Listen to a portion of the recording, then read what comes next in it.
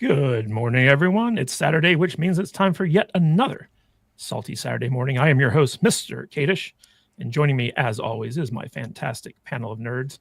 And, you know, I normally start with Dutch Butters, but before we get to the man, the myth, the legend himself, I don't know if you guys know this, but he is a new brand ambassador, and we have a special video of his commercial.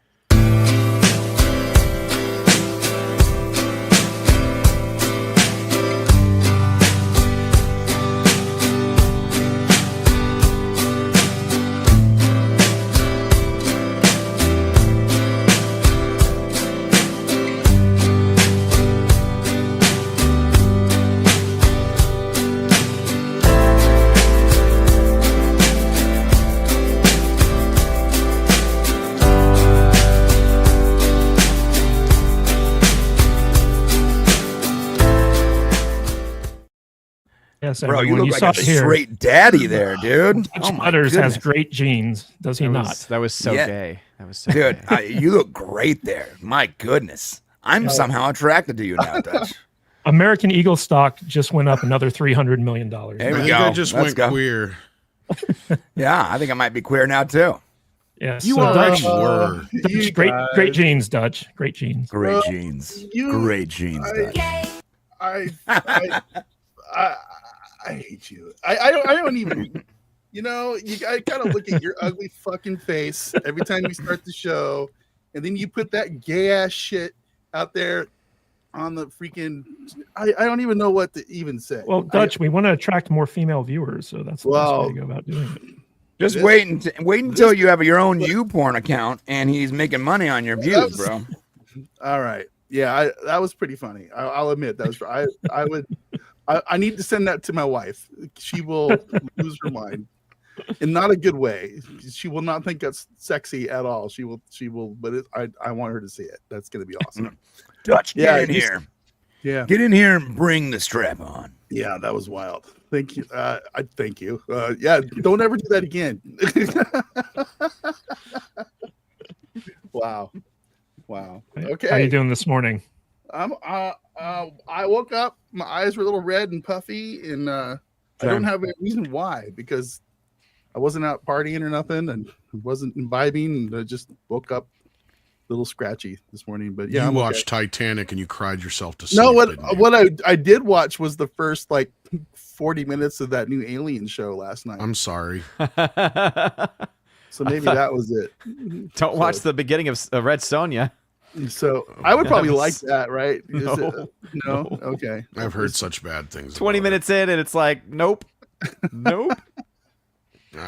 don't know, man. I don't know. All right. Well, he's here. He's queer. He's our shield against all things DEI and intersectional. It's Brian from the Popcast. How you doing, Brian? I'm doing good. Sorry, I didn't eat breakfast. He's allowed to eat on the show. That's bull. Not bad, guys. I'm glad to be here. I'm doing a lot better now that I got to see Dutch on camera again. Yeah, Tom, he pees on the show, just so you know. Yeah, you don't know that, but like this I right have no control. When you see my hand go down here like this, that's when I'm actually putting the wide mouth bottle on my junk. And I just go like this.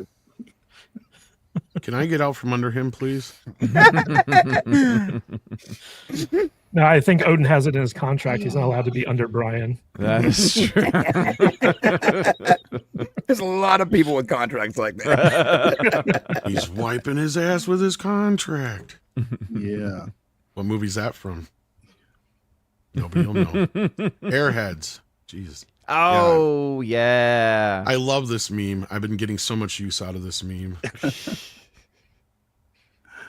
I saw more alien flashbacks in the first 40 minutes of that show that I did watch than the entirety of the series of Invasion so far. So you know, that's good, I guess. Now let's be real. The show is the Robo-Teen or preteen Robo-Teen Planeteer Force. I only started watching it because a really good friend of mine yesterday said, "Yeah, man, the first episode was really good." I like the first episode. So Second episode was boring. I wanted to give it a shot. So it's kind of weird. The first episode felt like watching like the original Alien. I had agree the same with like that. tone and theme. The story writing's not as good, but But I didn't. I just fell asleep. I didn't turn it off. Or Yeah, it's or a little Felt like boring. an alien say that fan this film sucks or shoved anything. into I a just- Blade Runner universe, though. Yeah, yeah. Anyway, Tom Connors Jr. from Midnight's Edge is here. How you doing? I didn't this do morning, it. Tom? I don't know what you're confusing me He with did do now. You did it. You What? definitely did it. Go see I don't know Ninja what it is. Turtles. Yes.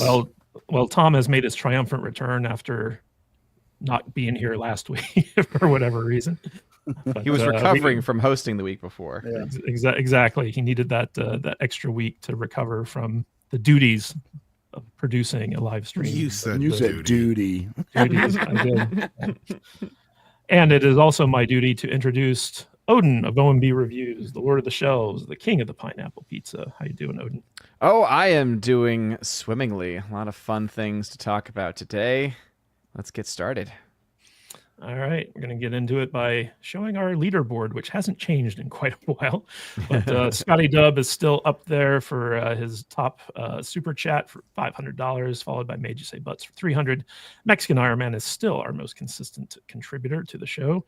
And of course, Jillian H., Major Chai Chai, and Eric Winberg are still dropping those gifted memberships. And in fact, got a couple that will give a shout out to right away. Major Chai Chai gifted 5 Salty Nerd Podcast memberships.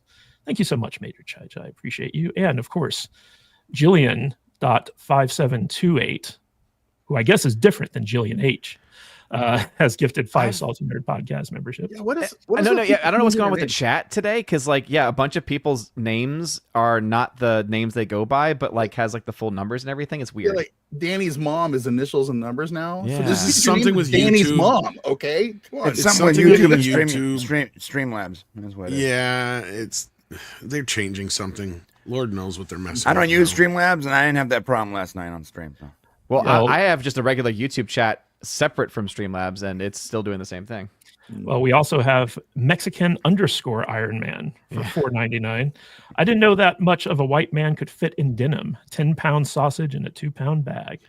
Yeah, but that's a Hey, sexy 10 pounds. He's got great genes, Mexican Iron Man. Great Great. freaking jeans. Great freaking genes. All right. And guys, we already hit our goal of 10 memberships today, thanks to Major Chai Chai and Means I Jillian have to H. come back next week. Damn it. Yes, it means that you're not allowed to quit anymore. Also, we're trying to get to 25,000 subs by the end of the year. We haven't even hit 21,000 yet. Just adjust that to like 20,400. We got time. Yeah. It's I'm only like, August. if we can hit 21,000, I'll be happy at this point. Dutch, what's going on with saltynerdiscord.com? Salty Nerd Discord.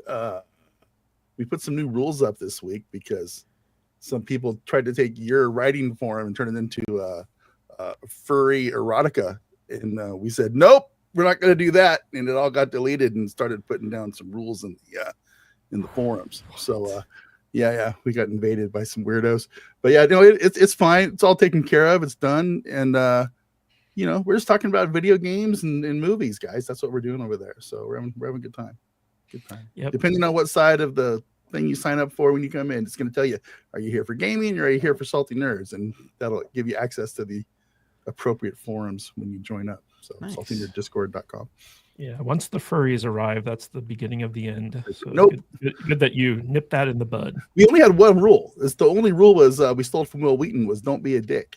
And apparently that's too And- hard. For and people no to furries. No furries people to allowed. Understand. No So, furries allowed. It's What the about He-Man bronies? we don't do Furry furries, Haters we don't Club. do shipping, and we don't do any of that weirdness over there. So What about bronies?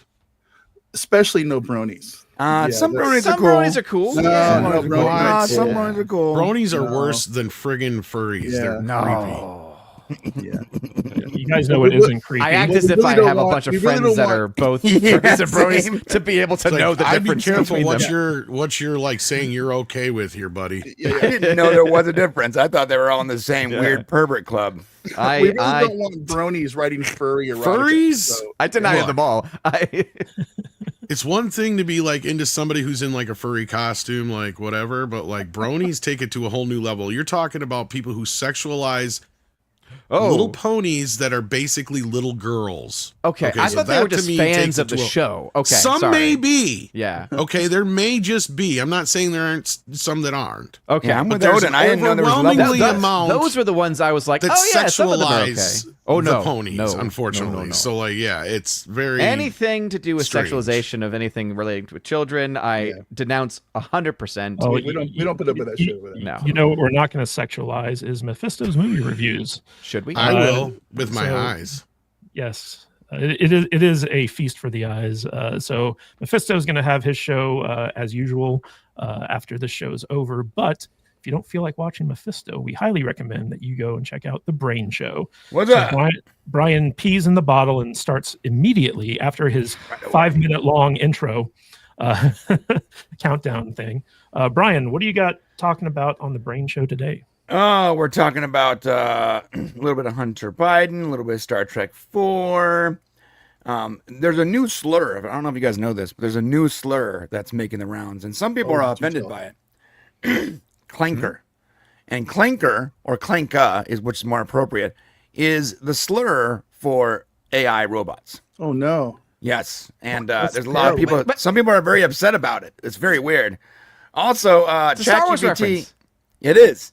ChatGPT literally convinced a man that he was a superhero, and he got very injured while trying to fly. So we're gonna have to talk about that too. Sounds like a good show. And we got Eric Winberg, who gifted his one Salty Nerd podcast membership. If we can hit 15 memberships this episode, be very happy. So we're at 11 right now. Thank you very much, Eric Winberg. For Hold your up. obligatory. Chat GPT convinced somebody they were a superhero? Did you say that? Yes. Dude, AI stories are terrifying. Oh man, someone Especially with actually thought they were a especially with superhero, kids. tried to fly, and was seriously injured. Keep your kids away from chatbots, people. Well, guys, Do we live in Kick-Ass or what? speaking of superheroes and horrifying, did you hear about the Yeah. Marvel Parliament? Oh. Uh-huh. That was a They're terrible segue. funky. That was an awful segue. Like Parliament. Oh, wait, you mean Marvel? We're not talking about like George Clinton in the Parliament, are we? No, we're talking about the Marvel Parliament. Parliament Funkadelic. Let's go. I was ready to get down. Me So too. Bo DeMeo, who we talked about on last week's episode, he's the former showrunner of the X-Men 97 reboot. And basically he got canceled and fired by Marvel. And so he has no fucks to give anymore. So he's spilling all types of tea. And he released this tweet where he said, part of Marvel Studios' problem is below. Kevin's Parliament, a committee of executives who gives endless notes on projects, even if they are not familiar with the project. Luckily, Kevin and the Parliament didn't care much about X-Men 97, so I never received notes from them. It's one of the reasons I think my team and I were able to pull off what we did. We weren't making a show by a committee. And then he references this Cinema Blend article that kind of goes in depth into what the Marvel Parliament is. And the Parliament... this is the quote from someone who's in the Parliament. It's essentially those of us who've been with the company for longer than we want to admit, who sort of help each other with ideas across all the properties, regardless of whether it's my movie or Jason Schwartz's movie or Stephen Bossard's movie. And so, yeah, it's nothing more than that. We kind of came up with the name as a lark and it kind of stuck. And now I'm forced to answer questions like, what's Parliament? I'm like, oh boy, it really is just kind of a brain trust to help elevate the movies when we can. And it's essentially the story group from Lucasfilm, only for Marvel. And they actually get their names in the credits of Marvel movies because they work on every single Marvel property, apparently. And from what I've seen so far, they haven't been doing a very good job. So I wanted to throw this out to the panel. I know, Tom, you said that Midnight's Edge is working on a video about this in particular. What can you fill us in with? Well, basically what this Parliament did was replace Ike Perlmutter's Marvel Creative Committee. I don't know if you guys are familiar with that, but that was the checks and balances folks that basically were responsible for everything from Iron Man through basically Avengers for the most part. I think basically that point when Ike got ousted, so right around Captain Marvel time period in that era. So, and then that was when they were replaced with this group.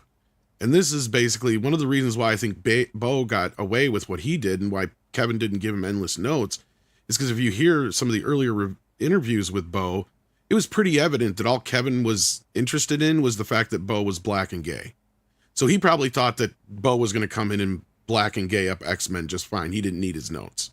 And when it came out better than anybody expected, and the fact that it's been used as a barometer by not only fans, but people inside the company, I guess, as to how bad the rest of Marvel is right now, this really rubbed Kevin the right way.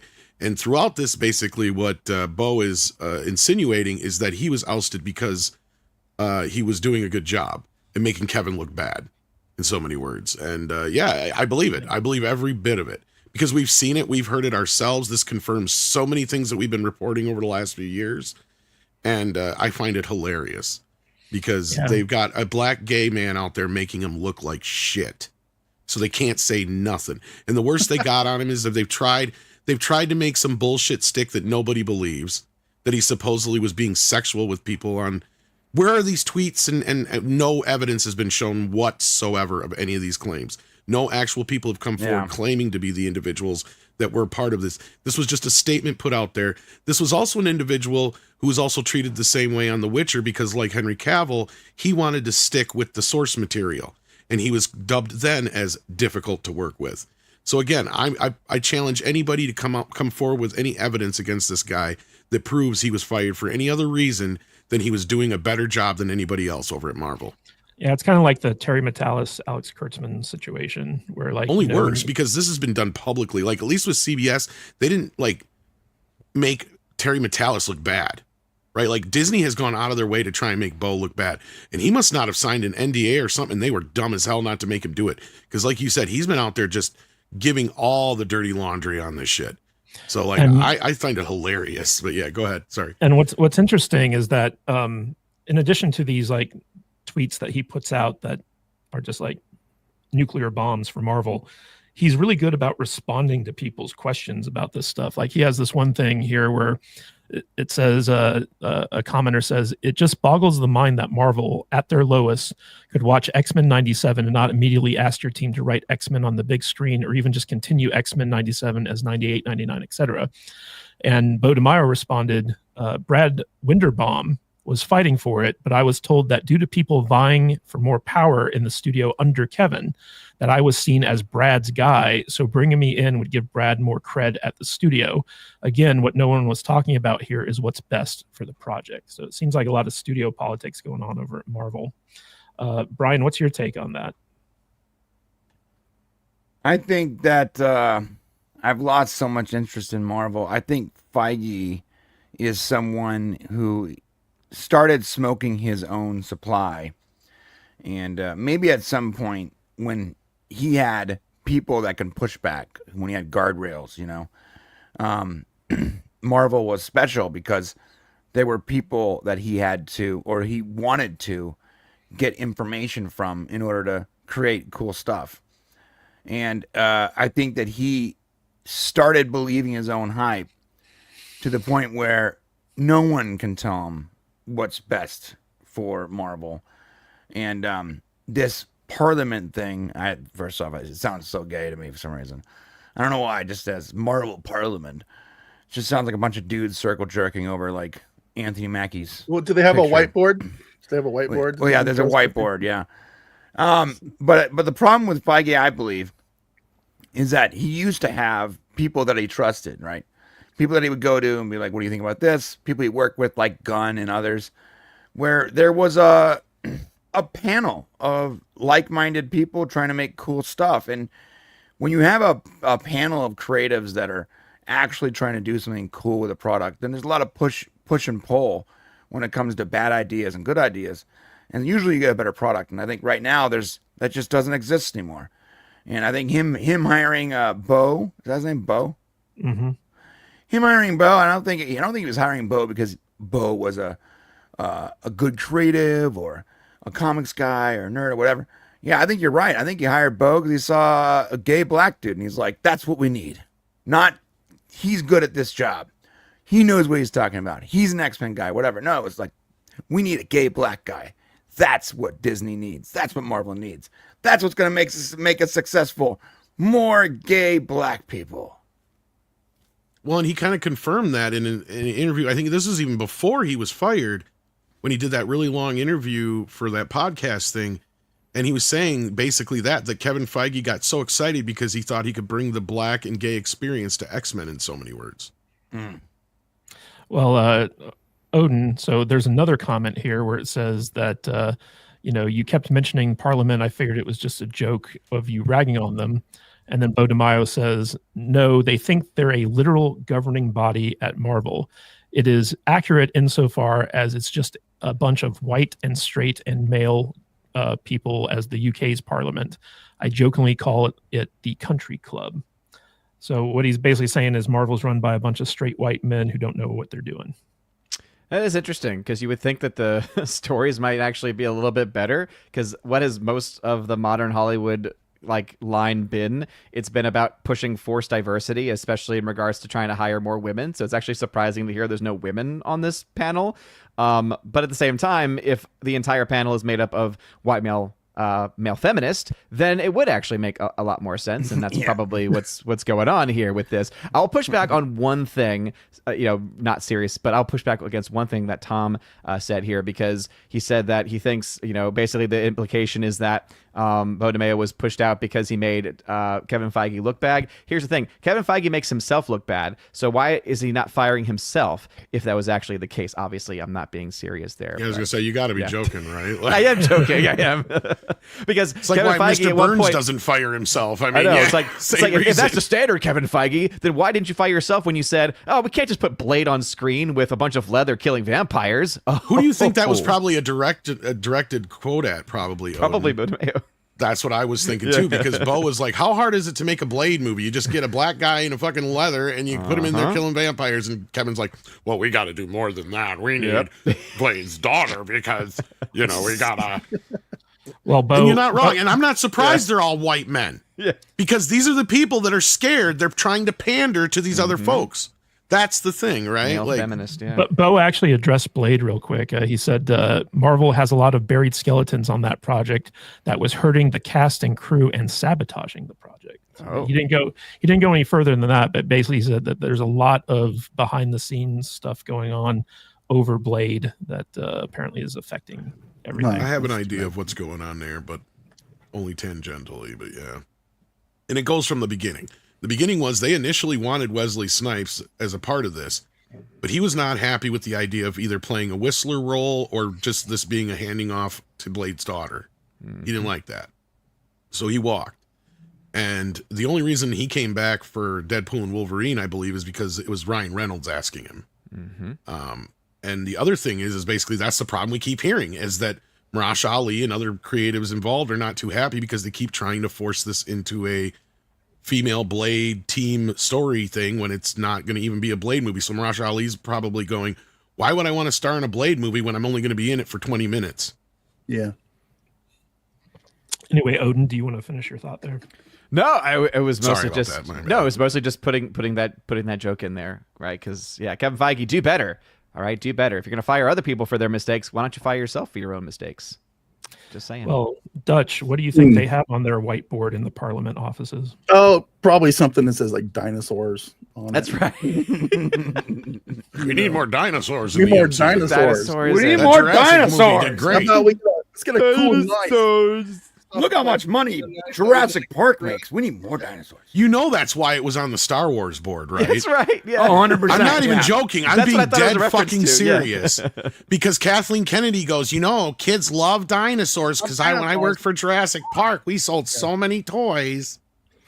Yeah, they're probably trying to figure out how they can make merch and stuff. Yeah, no, you get a bunch of diversified idiots and put them. Or I guess this is not a bunch of diversified idiots, a bunch of white boys. But anytime you try to do anything by committee, it's never going to work out right. It's just not, because you got too many people throwing ideas into the pot, and it comes out studio just convoluted. Yeah, so you got to find somebody that has a vision that you think everybody will like, and you just got to let them go. So. But if Kathleen Kennedy were to do that, if someone in the chat kind of implicated it, they would make them lame and gay dinosaurs. Yeah. Put a chick in it, make her gay. Yeah. So I don't know, man. I don't like this rule by committee nonsense. It never works out. So yeah, is what it is. I wish I could say I cared, but I don't. I just don't really care anymore. These movies have just broke me. So when people, have you watched Fantastic Four yet? It's like, no, I haven't. But it's kind of good. It's like, well, kind of good isn't going to get me to the theaters, and I'll just wait till it's out on streaming. So, which will probably be next week at the rate things are going. So. Well, I actually talked to a normie who watched Fantastic Four, and you know what their response was? What's that?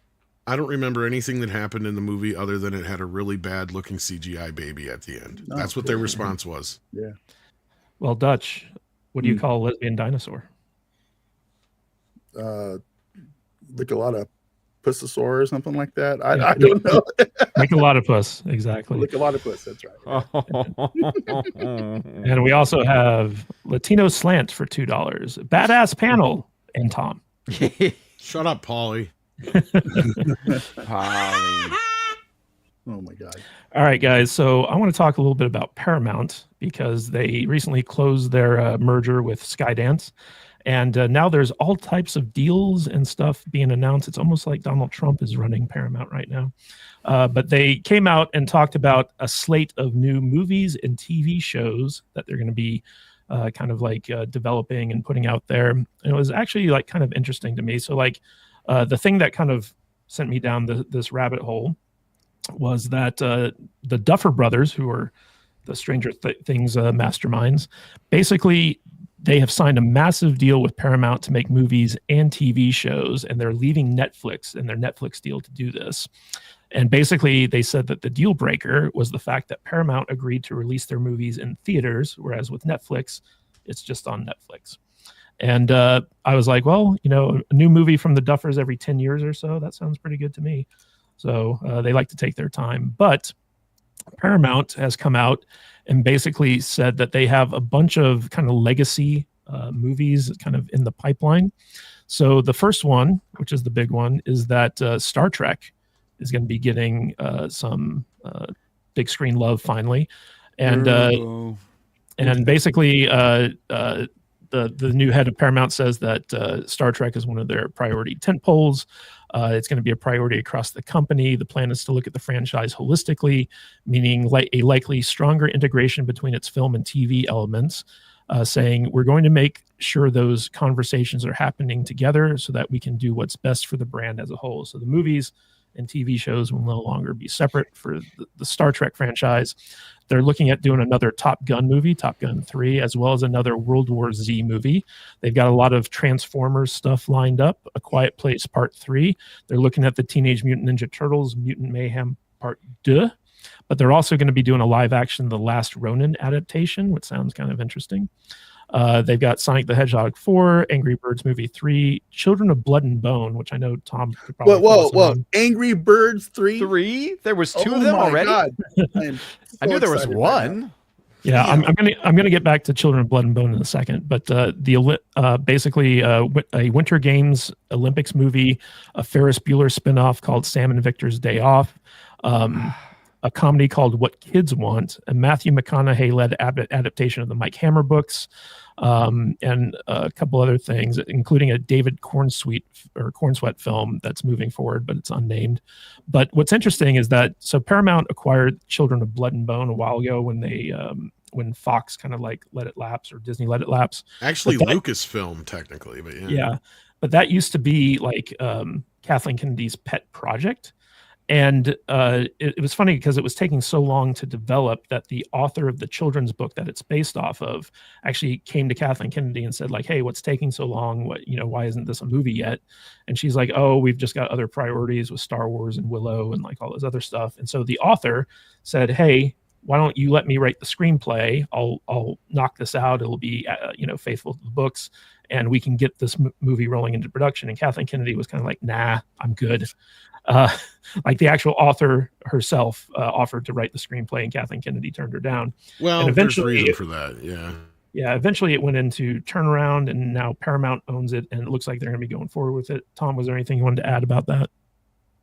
Well, the part about Kathleen Kennedy turning it down, here's what happened. You're right about basically all you said, but there's a little bit of a piece in there that's missing. Now, remember when the time period in which this is all going on is when Mandalorian season 1 and 2 are happening. Keep that in mind, because this is when Kathleen Kennedy was supposedly, she was working on this deal. Like, this was her pet project. And what happened was this is when Chapek came in and he said, quit fucking around with this blood and bones thing that has nothing to do with Lucasfilm. Worry about shit that has to do with Lucasfilm, like Star Wars, Indiana Jones, and Willow. I think And that was when she came in and fucking sabotaged The Mandalorian. That's when Gina Carano was ousted. That's when it started going back into way things were, because she quit concentrating on this other thing, which, for better or worse, was distracting her, is what we understand. Now, we were told this from people, and that's when it went into turnaround, because Chapek said, enough of this shit, we're not going to do it. It's not happening. So and it's been sitting over there languishing at Paramount. So whatever's wrong with it clearly wasn't Lucasfilm's fault, right? It eventually might happen, but it's been almost as long in development over at Paramount as it was over at Lucasfilm. So that tells me there's something with this project that isn't jiving with the studios. Can I insert something here really quick? The Please thing do. that they might be trying to figure out how to market it is because it's an entirely 100% black cast, and it's not being produced by Key and Peele. So Yeah, that too. Yeah. What's her face? Medea. Yeah. I just looked at the cast photos and stuff. Yeah, it's a. Are they actually getting to filming it now? Well, finally? I don't know if this is accurate, but it's on IMDb. No, Dutch is right. It's basically based in like African culture, I guess, or whatever, to where it's it's Children a of Blood strong and female. Bone. So like a 2027. woman king thing, maybe. Basically like a woman king thing. Oh, and that's That probably cast- what's getting in the way of it getting made. Yeah. Here's the cast: Idris Elba, Damson Idris, Viola Davis, Regina King, Duso Mabedu, Sania Sidney, Zachary Momoa. So it has most of the same cast as the Woman king. Woman King. So I mean, there's your issue. Is How they- Viola Davis going to be the strong female again? Because that's believable. Well, speaking of stuff. I don't Sorry. know. Paramount and CBS, like the only Yeah, thing that's good about this Star Trek thing, to go back to that, is that they didn't mention Kurtzman or J.J. Abrams. But Yeah, Tom, let me just set the Sorry. stage here for people who might not know about it. So, in addition to like the movie stuff with Paramount, basically they're bifurcating their TV divisions again, which I don't understand why they're doing this. But basically, CBS is going to be a standalone TV development division, which basically makes TV shows for the CBS and terrestrial networks, but also occasional streaming stuff. And then they're going to have they're resurrecting Paramount Television Studios to make TV shows for specifically streaming and Paramount Plus. So they're basically doing like two separate things. CBS is retaining the Star Trek license to do all their Star Trek shows, which means that Kurtzman is still attached. I haven't heard any news about the Star Trek development changing hands, but they're basically Reacher, Cross, and Murderbot are going over to Paramount Television, and then like all of like the Blue Bloods and Sheridan Verse and stuff like that is going to be, or NCIS is going to be over at CBS. And it's very confusing to me why they're dividing up their television studios like this, because the problem in old Paramount, before Sherry Redstone took over and all this other stuff, back in the days of Les Moonves, if you guys remember him, was that CBS acted as like its own kind of like studio, and then Paramount acted as its own studio. And because there were rights issues, like they couldn't work together. It was really weird. And now with two different competing TV studios, I feel like the same thing's going to happen, even though they say like, oh, we're going to have this conversation where like the TV and the movies for Star Trek are going to be coordinated and all this other stuff. I do believe, Brian, correct me if I'm wrong, that they did announce that J.J. Abrams is going to be producing the Star Trek movies. Yeah. oh, they did. I'd missed that. So they hinted at it. But just to be clear, this article is almost word for word the same article as far as the Star Trek stuff is concerned that we read 2 years ago. It's the same exact information. Mhm. So, Well, I don't. go ahead, Brian. I'm sorry. No, go ahead, Tom. No, I was just gonna say we joke all the time that we've heard this Star Trek 4 announcement so many times that I told Andre, let's just the next time it starts happening, let's just take our last video and insert whatever new director name there and do it very badly, so that's the joke, right? Yep, So it'll be like Andre will be like, once again, we have Star Trek 4 announced, and this time with director so-and-so.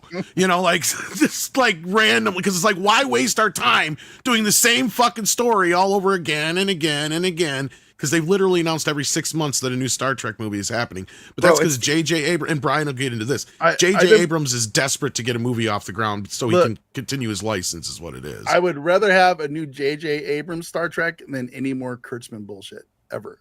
I'm sorry, it's just how I feel. You're in the right place, because the beauty of it is JJ doesn't really give a shit. He just wants something made. Kurtzman, on the other hand, he has an agenda that is all his own.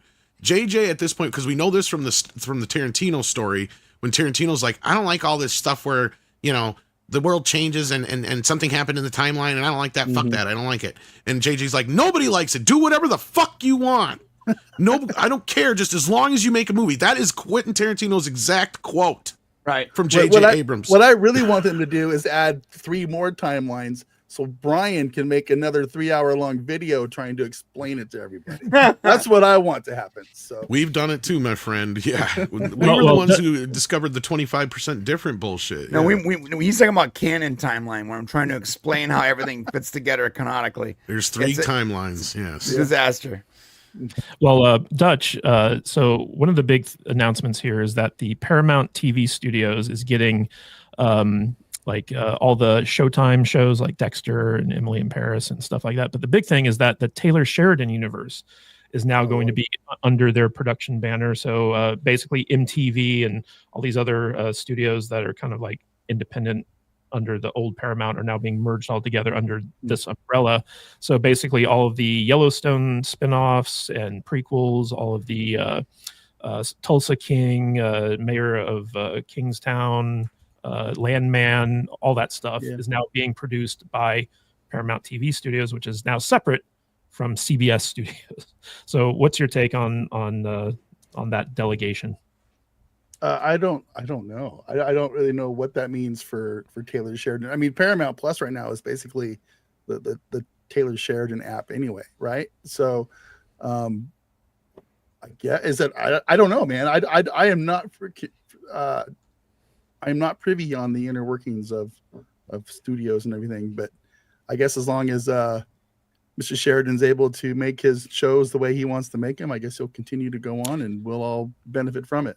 But well, what I find interesting about this, and Brian, I'd like to hear your thoughts on it as well, is basically the stuff that's being produced by Paramount TV Studios is strictly for like their Showtime and Paramount Plus app, whereas the CBS stuff is for the network and then maybe occasionally like an outside streamer. So it seems like they're basically creating a big dividing line between what goes on streaming and what goes public. So I wanted to hear your take on that, Brian. Yeah, it's, there's still stuff that is still TV shows that are fairly popular, especially amongst the older crowd, that are not on Paramount Plus. Not all of the NCIS stuff. There's a lot, actually. In fact, a lot of things that you would see on the terrestrial CBS stuff doesn't always show up on streaming. And sometimes when it does show up on streaming, it's on like Netflix or somewhere completely, Apple Tubi TV or something. Yeah, Tubi, right? Well, they produce Reacher, and that's on Amazon. Right. So the thing is, this is what I hate about the streaming wars right now. It's studios. It's almost like they don't even believe in their own platforms. They're creating hit TV shows for other people's platforms. I don't know if they're doing it on purpose. I don't know if they're going like, oh, that's going to be a hit TV show, or if they're selling it because they're getting a big giant payday to give Reacher away. But the lines that you're talking about, these like hard lines, I don't see them holding up. The moment they need to have a good shareholder call, some of those lines are going to blur really quickly. The whole thing just sort of bothers me as a viewer trying to find stuff that I want to watch, and as a YouTuber or a reviewer or whatever, trying to make sense of who owns what and where. I can't believe I'm saying this, but like cable was easier. At least with cable, you paid a certain amount, you got a bunch of channels, and yeah, you were paying for a lot of stuff you didn't need. There was a lot of waste there, but it was easier to understand, man. Now it's a disaster. Like there's TV shows that I just can't find anymore. They're just not on streaming. And if you didn't buy them digitally, if you didn't buy hard copy, they're just gone. And they move around so frequently. Like there needs to be like one website that everyone goes to that just tells you where the hell crap is. It's very frustrating to be a viewer of like, especially older TV shows that, you know, that was definitely 100% CBS or that was 100% Paramount. Where is it? I don't know. I think it's on Pluto. What the hell is Pluto? I never heard of that. Yeah, it's on Pluto. Gotta go sign up. F it. I'm done. So as a viewer, it is the way it works is frustrating. And Paramount is like one of the worst. They have so much of their content just being sold and bastardized in other places. It's hard to keep up. In fact, there's actual seasons that are split up. Oh, like this streaming service has this 2 seasons. This one has this 2 seasons. Like this is ridiculous, dude. It's silly. And Paramount is the worst offender of those. Well, Let's say, go ahead, Tom. I was just going to say, because they had to make money. Because the streaming services became the world's biggest, dumbest format war. And now instead of... This is basically the equivalent of going, okay, well, now we're going to put it on their DVD format instead of just ours. And that's how they're making their money. You're not wrong. As far as Taylor Sheridan goes, I got a little inside track on that. I've been told by a very, very good source that Taylor has a plan. And when his plan's done, he's retiring. Mm-hmm. So whatever he's going to do, Paramount better work with him and get it done. Because you're right. He's the only thing they have right now that is a sure thing outside of maybe South Park and Beavis and Butthead and SpongeBob, right? Like those are the few things that I can point at and go, well, they're never going to change or they're always going to be there and part of the, you know, Paramount. Because other than that, like Brian's right, they can't keep their shit straight. I'm scared for Paramount because this is the same company taking over now that put them in the position they are in the first place. Like if you go back and look through the last 10, 20 years of Paramount films, 90% of them have a Skydance production right in front of them, right? So these are the same fucking people that put them underground. And then you got David Ellison out there going, well, they had a cash flow problem. It's like, gee, I wonder why they had a cash flow problem. It's like, you're starting to make me wonder if you didn't bankrupt this company practically just so you could get them for next to nothing, David. Like, that's what it's starting to look like to me. But either way, like, yeah, Star Trek's a mess. I don't know if it's going to come. I don't know if any of these things are going to come out any good. Ninja Turtles is fucked, right? Like, them continuing to go down this road. Yeah, Star Trek, unless they actually get, you know, a sequel to Picard off the ground or this Enterprise sequel, they're fucked. Like, and maybe that's why they're splitting things up again, is just so they can, because JJ's contract is getting in the way. But then you got to deal with Kurtzman. So, like, I don't understand. See, this is the problem. Paramount is under so much bullshit in their... They used to be one of the crowning jewels of not just film studios, but television with CBS and the amount of television stuff that they produce for other cable companies and networks and stuff like that. And this whole streaming thing has become simply... And this is the reason they're splitting it up is because I think they've realized that the streaming is going to be de facto cable, as Brian was just kind of saying, right? It's not going to be their studio. It's not going to be their theater. It's not going to be the future of movies, because they need the theaters to make that big chunk up front and to make those movies that are going to streaming worth a shit, right? This was the same thing I've said a million times about when I worked in video. They would always try to sell straight to video movies, but nobody would really get them, or there was no real value to them. So they would be cheap. But sometimes they would take these like sequels to big movies and they would literally throw them in a theater just for a weekend. So in the thing, they could say theatrical release and charge you twice as much, right? Like that. So to me, that's the same thing they're doing now, is where they're at. They're literally just releasing their straight to video shit in theaters and streaming and stuff. And it's all the same shit. One movie doesn't look any different than a TV show now because of the way they're all shot and done. Paramount's no different than the rest. Brian's right. This whole thing has just been basically them coming to the conclusion that, oh shit, we fucked up. And instead of worrying about cable when we should have, and networks, we were worried about trying to trash and destroy the theaters. And now we've just lost both of our income sources, right? Because television ain't worth a shit no more. Less than half the country even has cable anymore, right? And the problem with streaming is you can't force somebody to take streaming. That's going to come though, guys. because that's the one thing that cable was the problem, right? Was that you didn't want to sign up for 2 years or 3 years for a cable contract because you were stuck, and if you wanted to get out, you'd have to pay out the ass, or a Dish Network contract. Yeah. At least for now, with these Netflix and all these guys, you're not stuck into a subscription. But it will happen. Mark my words, it will fucking happen. You will get to a point where you're not going to be able to buy a month of Netflix, right? You're going to have to buy it for an entire year. The whole year. Oh my God. And you're not going to be able to get out of that contract. They're going to say, oh, you can leave early, but then you're going to have to pay us X amount to get out of it. Bro, you know what? It's funny is I actually had the same conversation with my brother where I was like, at what point are they going to be? They're going to turn off the ability to waterfall these accounts because of like they're losing money on people. Oh, it's free trial this, free trial that. Or I sign up for a month so I can binge watch 3 TV shows, then turn it off for 4 months before something comes back.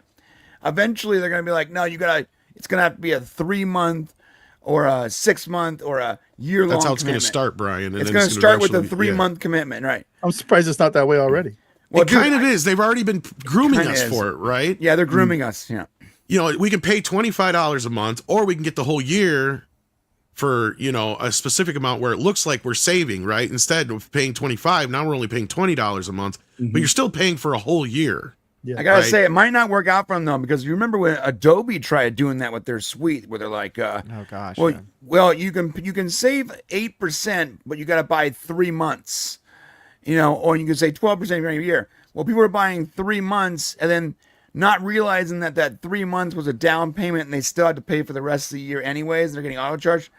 That they reverted that real quick. So if enough people complain about about these ridiculous changes coming up, I think that maybe they revert it. Well, they don't even have to be that underhanded, Brian.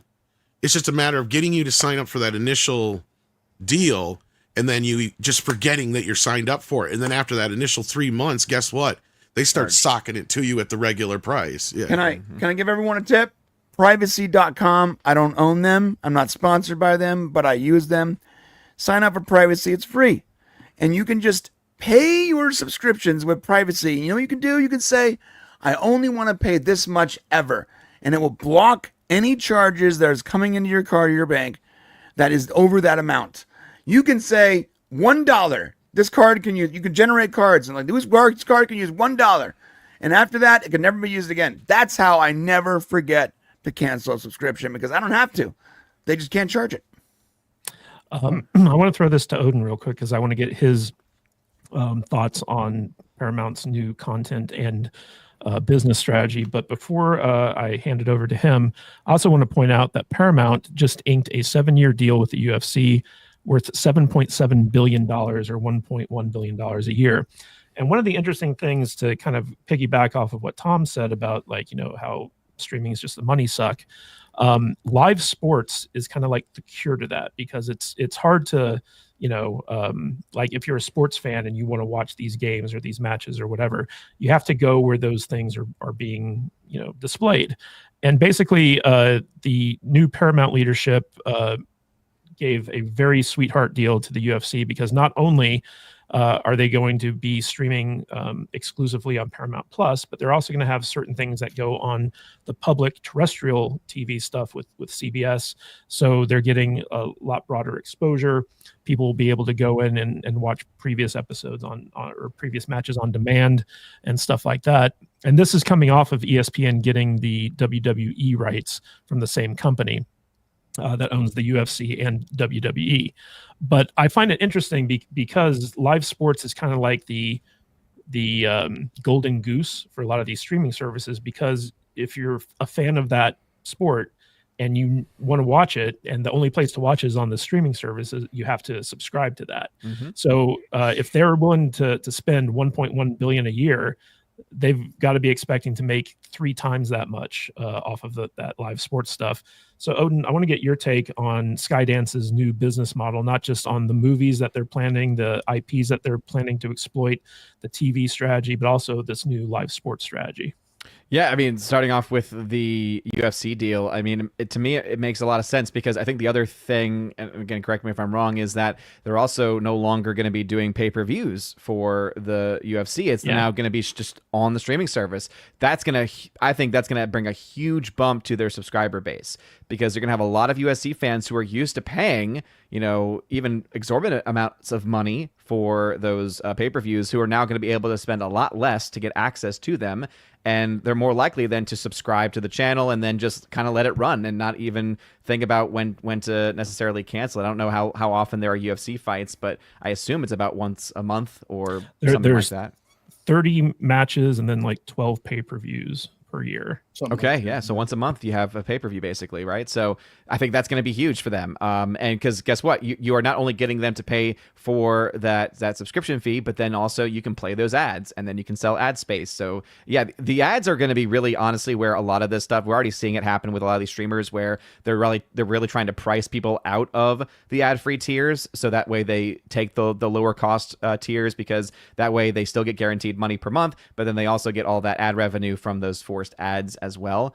Going back to the kind of the splitting of the company, there's a couple different things that I could kind of see. One is kind of creatively having two companies focus on two different things, right? If one's focused on streaming content, the other's focused on that terrestrial content. There are huge differences, right? The type of content that's being made and how it's being written and how it's being produced is very different. So it kind of makes sense to have two different companies that are in charge because if you have it all under the same, if you don't have the right people there, that could create a lot of chaos or that could at the very least create some issues. So I guess in that way, it kind of like, streamlines it or at the very least, keeps things kind of focused.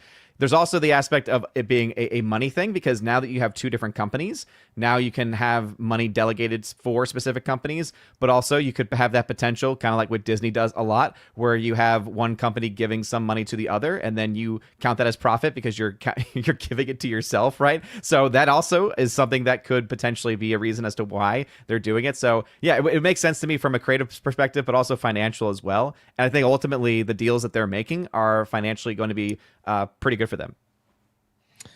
Brian, I want to ask you, what do you think about Ellison, the new CEO of Paramount, his strategy with Star Trek? He says that this is a franchise that they're going to prioritize, that they're going to put a lot of emphasis on. But we've heard that before, and we've seen like how badly Star Trek has been treated for the past, I'd say, I don't know, decade. So do you think there's any hope for Star Trek fans that this could turn Star Trek around? I mean, sure, if you hire the right people. I don't think the CEO has anything to do with it other than hiring the right person. Alex Kurtzman is the wrong person. I would argue that. There's with this change and Kurtzman's contract coming to a close, there's actually a small window of opportunity to get Terry back to actually do maybe some legacy stuff. And that would be the best option for them. They wouldn't have to admit that they've ruined Star Trek for the last 10 years. They can get most people back on board, slowly, and continue with a creative that actually cares about the product. And maybe they can get Terry to come in and then he can come on the shows and then ghost us all again when he doesn't want to talk to us anymore. He could do that. I mean, yeah, he did do that. That's not a lie. But the thing is, most people want to see Star Trek Legacy. They want to see Star Trek continue, past the point of the story. Not prequels, not prequels to prequels, not stuff 900 years in the future, like a regular progressing storyline. Mm-hmm. And that's what Terry wanted to do, and a lot of people were into that. The only reason he didn't was because Kurtzman has this weird hard-on for teenagers in school during Starfleet Academy. It's weird. His weird obsession with Starfleet Academy. And he was like, I want to do that. I want to go to the show that almost every person statistically despises. And then pick one of the most despised characters from that show. And then have them be the cornerstone for a brand new show that is even more emotional somehow, even more dramatic somehow, and even more progressive somehow, and put it in the Starfleet Academy. It makes no sense. It makes no sense to make a spin-off of your worst Star Trek show ever and then have it being led by one of the worst characters in that worst show and somehow double down on what made that show horrible in the first place. That's just Kurtzman, though, man. That's what he does. And I feel like we need to quit giving the dude lip service. We need to quit fucking talking about him. We need to just cancel him. You know what I'm saying? I mean, a lot of these people I feel are still hanging around because we're all out here talking about everything that they do, and we're giving them rage views and shit. And it's just, I can't do that no more, guys. I can't. I'm not interested in any. Kurtzman's made 50 episodes of Star Trek that I've never seen because there a point came along where I said, I'm done. I'm not watching this shit no more. And, I know we have to have stuff to talk about on the show, but it's hard. It's hard for me to care. And I want to talk about new Star Trek and new stuff that are made by people that have passion and love these IPs. And I feel like we're kind of keeping them alive by keeping them in the forefront of all of our discussions. But I guess we have to have something to talk about. I don't know what the answer is, but this Kurtzman shit, it's bad. It's bad. It's got to go. We got to quit watching it. So, well, you know what the answer is, Dutch? Super What's chats. that? Super we chats. Got, Time Lord's boots for £4.99. So a possible new JJ Star Trek movie with a Beastie Boys soundtrack, no doubt. How will I contain my excitement? Yeah. Do you guys think that was like one of the low points of New Trek, where like they basically incorporated Beastie Boys into the canon of the movie? I don't know. I honestly didn't hate that movie. There's parts of that movie that I actually kind of think are kind of fun, but I run into canyons all the time in Iowa. Yeah.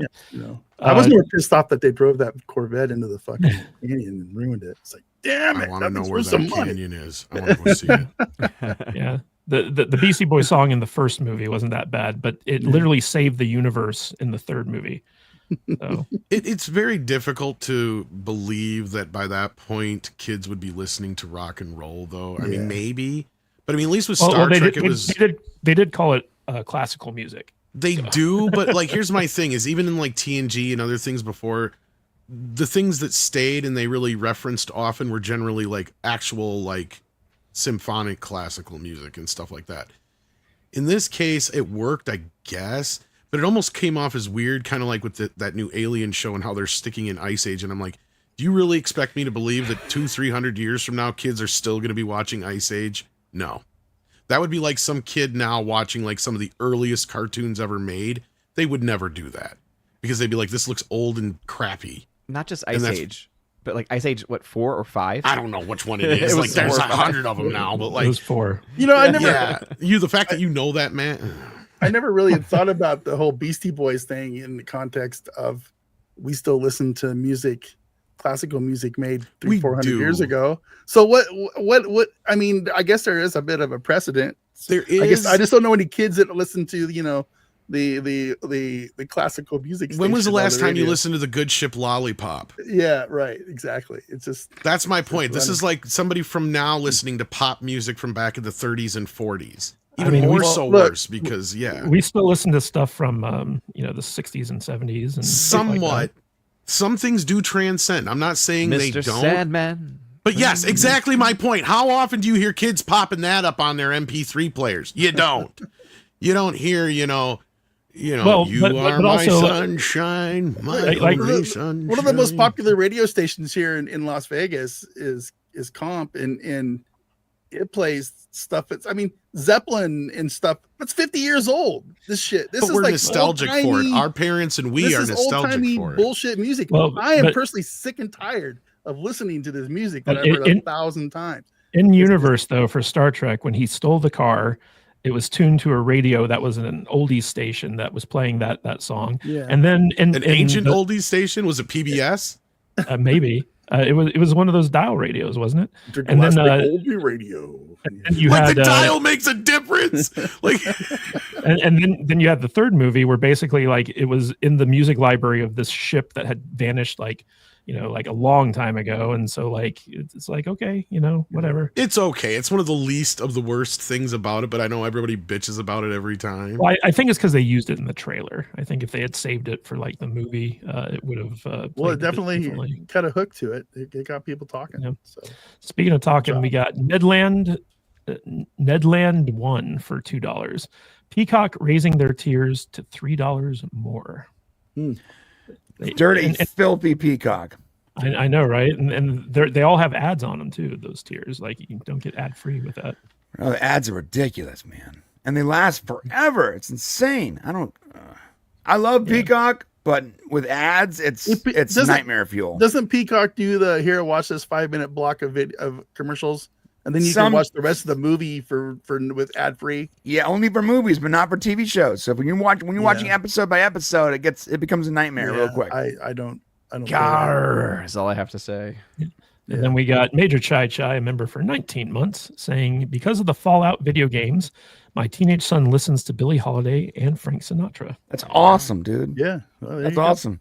Yeah, my kids listen to AC/DC because they watch Wednesday.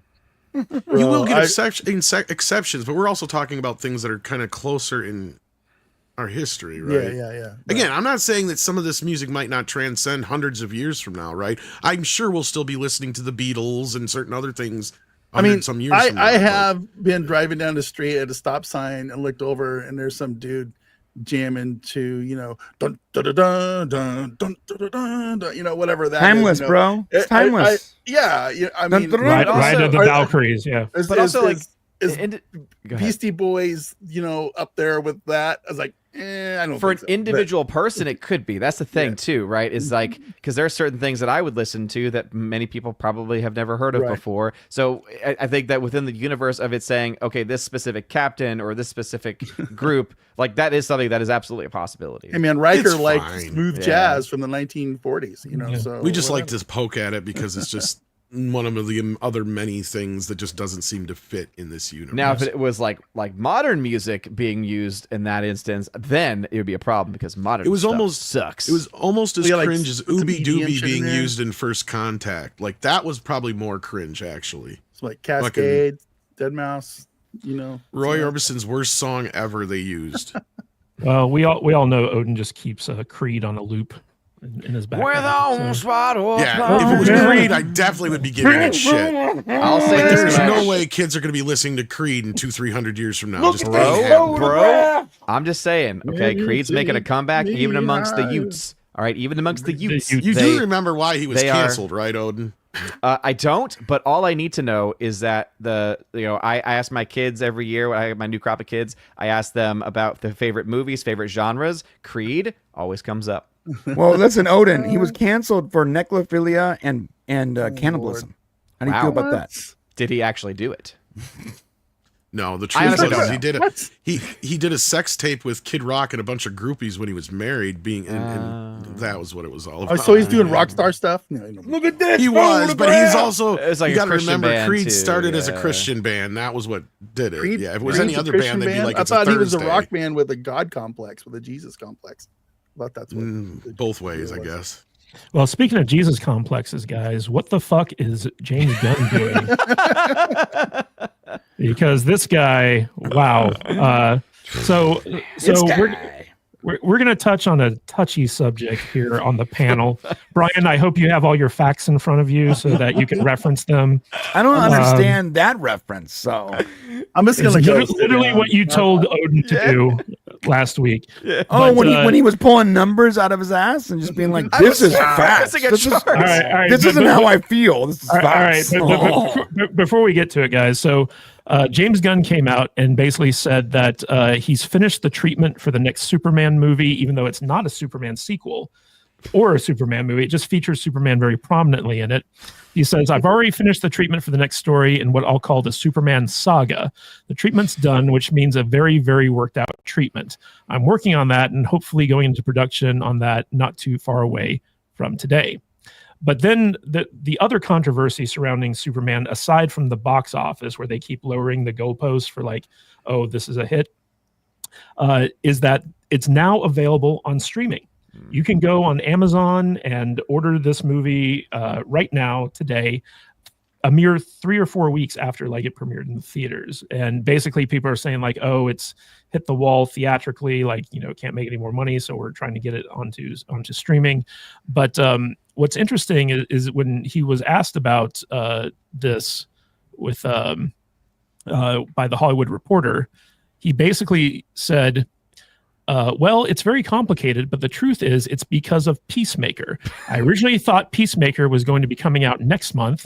There was a lot of things that are beyond our control, so that Peacemaker is coming out now. And at the end of the day, I wanted everyone to be able to see Superman that wanted to, even those people who couldn't get to a theater before Peacemaker. And that's really the reason for it.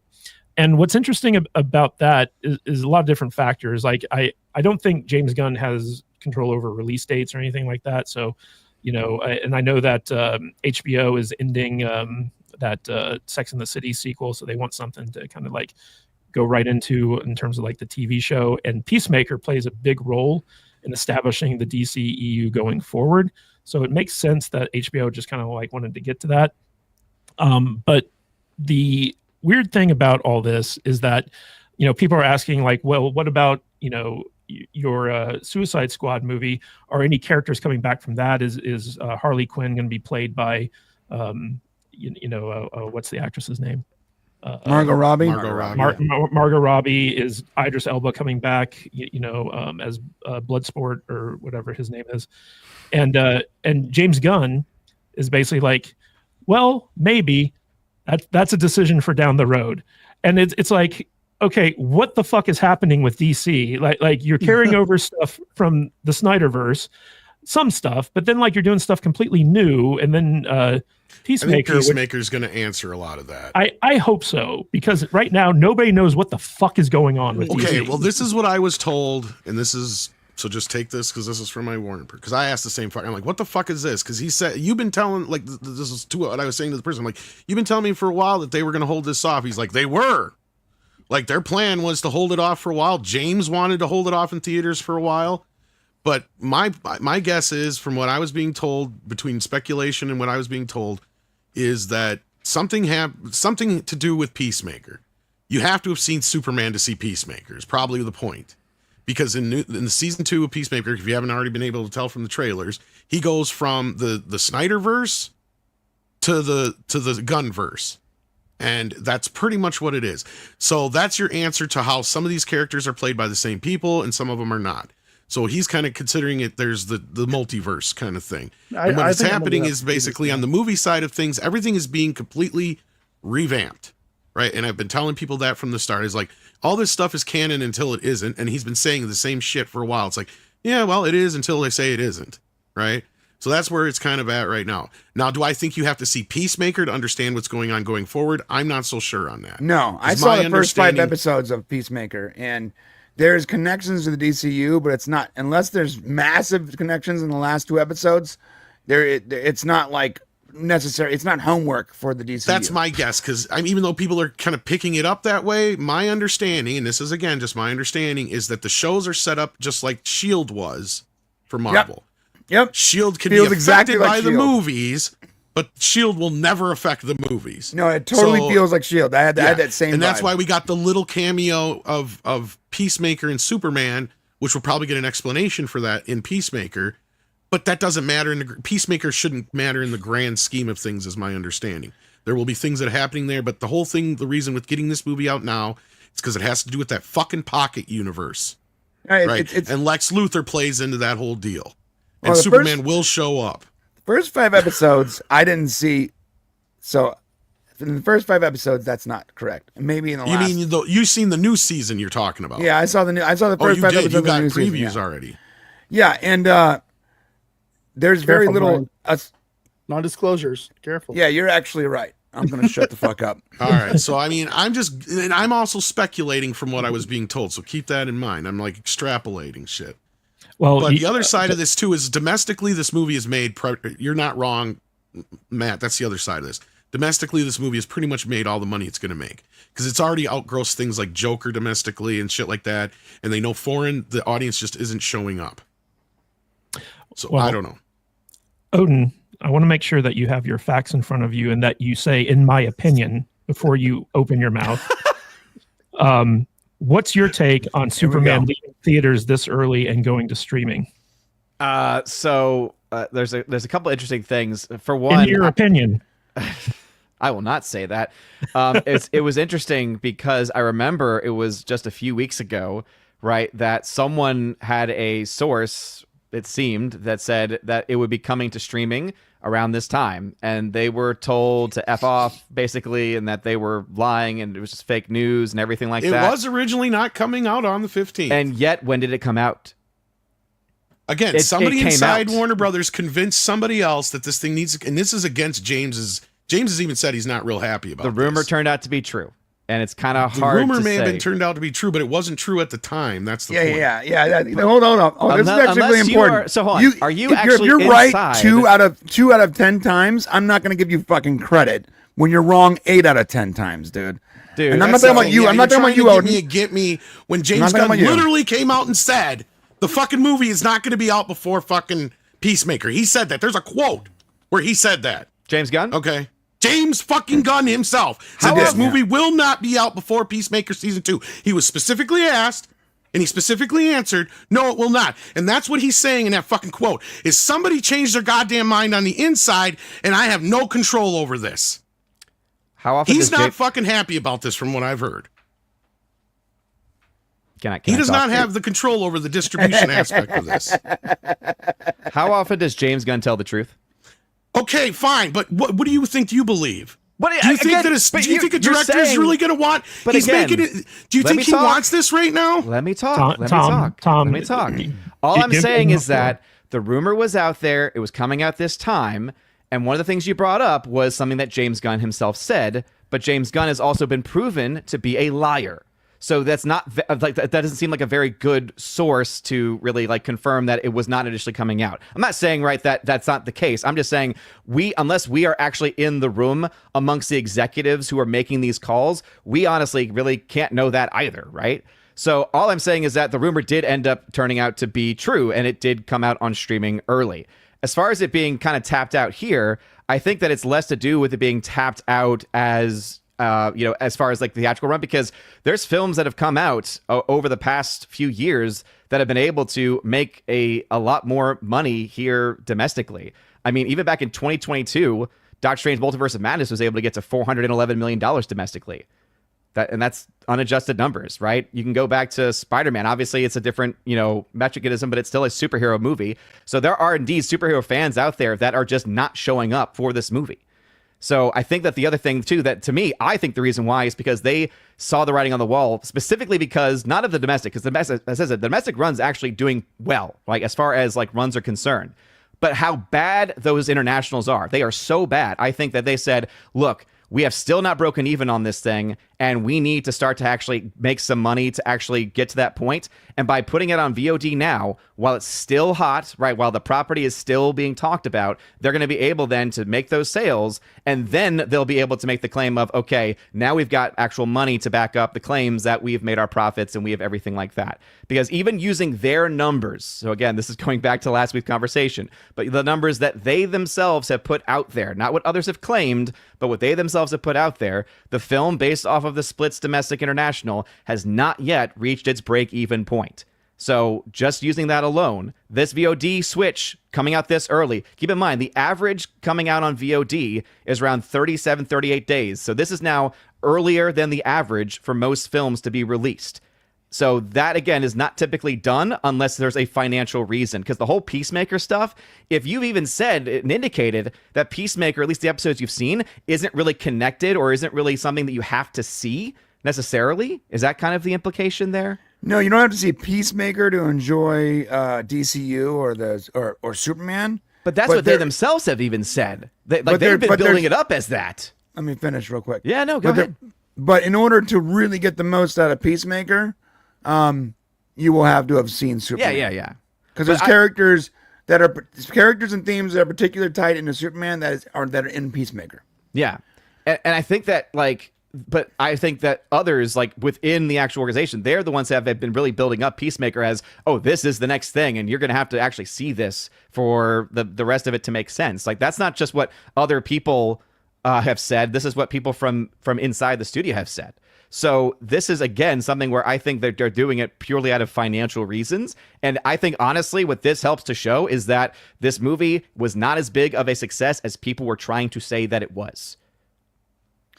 Where do you get that information? Why would you say that? It was a huge success domestically. It's yet another feather in Warner Brothers' cap this year. They've had 6 or 7 outstanding releases. I don't know why people keep saying Superman is a failure. It doesn't make any sense. Again, but then why would they put it on VOD? Because please tell me what actually successful film has been able to put out on VOD this early, because most of the most successful films in the last several years typically have kept themselves in the box office for a long time because they know that's where the actual money is. Odin, Brian, hold on. Odin, I do want to address that because I do think that there is something that is being overlooked here in terms of like how COVID affected people's willingness to go to the theater. Because of COVID, there's a lot of people who used to go to the movies because they were like, oh, like it's an experience. It's what I grew up doing. It was fun. It was getting it out of the house. And then COVID retrained a good portion of the movie going audience to be like, okay, well, I just have to wait like a week or two for the movie to come to my living room and I'll just watch it there. And so I think that a big thing that needs to enter this conversation is the change in the movie going audience like habits, where basically there's a huge portion of people that used to go to the movies that no longer go to the movies. They just wait for it to come to streaming because they don't have to wait too long. This Superman decision just feeds into that. I feel like if all the studios got together and basically said, okay, 6 months after a movie is released in theaters, that's when it goes to streaming, and audiences like either had to choose to see it in theaters or wait for 6 months, I think you'd see movie attendance go up and you'd see like these $1 billion openings again and stuff like that. But I think the biggest issue is because people have been trained to just like wait a couple weeks for it to come to the comfort of their own home. It's hurt a lot of these box office numbers. Oh yeah. And when it comes to the international audience, I always have believed that Superman is not an international figure. It's just not something that's popular overseas. It never has been, in my opinion. But you know, I can see the strategy behind releasing it this early, especially if it's going to be a lead into Peacemaker, because they want to bump up the HBO Max subscriber numbers by feeding this into that. You know, HBO Max has been through such a crazy rebrand and like, you know, ups and downs and stuff like that, and the fact that I think the Night of the Seven Kingdoms got delayed, they want a big marquee show to kind of get people to come back to HBO Max and subscribe and stuff. Yeah. So I feel like they're using Superman as a loss leader, where it's like, okay, we feel like we've maxed out on the domestic potential, on the domestic potential, so we're going to use it as a loss leader to feed into like HBO Max subscriptions. What's your take on that, Odin? And to make more money back, right? Because again, I think that you make the good points, right? And I've never denied like the COVID thing, but here's the thing: is that there are several films that have done significantly better than this one. Like the whole point I'm trying to make is that but there's like 100 more that's done significantly people worse. Have been trying to build that argument, dude. People have been trying to build this up as like just the biggest thing, the biggest win ever, but it's just not that. It's just not the biggest win. loss that everybody's trying to make it out to be either, though. That's the the thing that's bothering us. Am I saying that? Here's the thing, and here's my issue, is we have been trained by the studios to think that foreign numbers mean more than they actually fucking do. They have been using them for so long to bolster up these movies that haven't been making jack shit domestically, but make a truckload of money foreignly. But you know just as well as I do, Odin, they're lucky if they see 30% of that on the dollar. And on top of that all, 9 times out of 10, if not less than that, there's usually a case where they'll just pay out an upfront fee and they don't even see the amount of money that comes in the box office overseas. It all depends on who controls that distribution in that area, right? We know this. This has been a thing forever. This is why they totally finally just said, fuck off, China, because we're not going to worry about you because you're not seeing any of this money that you're making anyway. They were the only ones making any of that money. So at this point, I get what you're saying. I concede completely. At this point, the foreign audience has turned off completely to superhero films in general. The problem is everybody is just using Superman as an example. It's like, fuck you. Every single movie outside of Deadpool and Wolverine has failed in the last 2 years with the foreign audience. And the same thing here. Every movie this year's comic book movie has failed. Every fucking movie. Every one of them. But Superman is the only one that anybody's using as an example. But that's when not we're just true. saying it is totally fucking true. No, it's not, because guess what? When Thunderbolts came out, guess what people said? It was a flop. Guess what? It was a flop. When Captain America 4 came out, guess what people said? It was a flop. It was a flop. The difference this time around is that for some reason, people have to have Superman be successful. And that's the thing that's, I think, really what this is all about. Is that people opposite. cannot You're saying accept. the opposite. No, What's true? really, because again, as I said, anyone who's been saying this, who's been saying that this movie isn't as successful, has also said, and again, if they haven't, I would call them out on it too, because guess what? You know what I was doing? I was saying flop, flop, flop. All I'm saying is that it seems that for this movie, for some reason, people can't accept that this film is not the biggest thing ever. Like, that's the way it's being perceived. Like, why does this have to be a success? Why does this, in your mind, why does it have to be as successful as you want it to be? I think it's successful. It's not, okay, see, there's maybe where you're hitting a brick wall. I'm not saying it. I wish it was $1 billion film, right? Sure. I'm sure Warner Brothers does too. But what I'm saying is we're looking at it, and this is where I think Brian and I are coming from, and other commentators that are saying this, is that you have a movie here that is outperforming every other comic book movie except for the exceptions, especially domestically, right? So that's where I feel like people are really giving this movie a hard time for no good reason. Yes, it's not performing foreignly, but neither has Fantastic Four, or as you pointed out, Thunderbolts, or Captain America, or any other Marvel movie going all the way back to Deadpool and Wolverine. And if you want to go before that, you got to go all the way back to Spider-Man. So we're talking 2-3 years of movies now that have not performed, right? Yes. Now, domestically, though, for DC, for Warner Brothers, this movie has made more money than any of the other DC films have. Domestically. People are not talking about that. This movie has even outgrossed Joker domestically.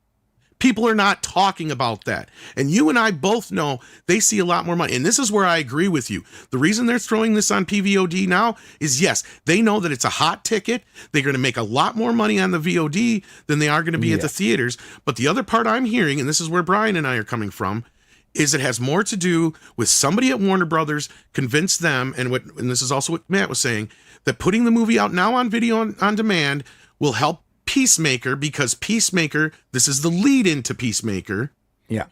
And on top of that, you get the bump up with the fucking HBO Max numbers and all that kind of stuff on Peacemaker. And now, it sort of is. Like, it sort of is. If you watch Superman first and then Peacemaker, that's the best way to do it. But what Brian and I are saying, and this is where I'm wrong from what I was speculating, but what he's also kind of confirming, is that what I was being told is that you don't have to see Peacemaker season 2 to go forward. It's just you have to have seen Superman to understand Peacemaker 2. So hopefully going forward, the television and the movie side will have this separation like S.H.I.E.L.D. did with Marvel early on, and they don't make the same mistake that Marvel made, where you have to have seen like every goddamn TV show. Yeah. It felt like watching the movies made Agents a better show, but you didn't have to watch Agents to watch the movies. Is this movie profitable? No, but is it near breaking even? Yes. And when you get to the video on demand sales, the video sales, and the future of this film, it will be eventually profitable.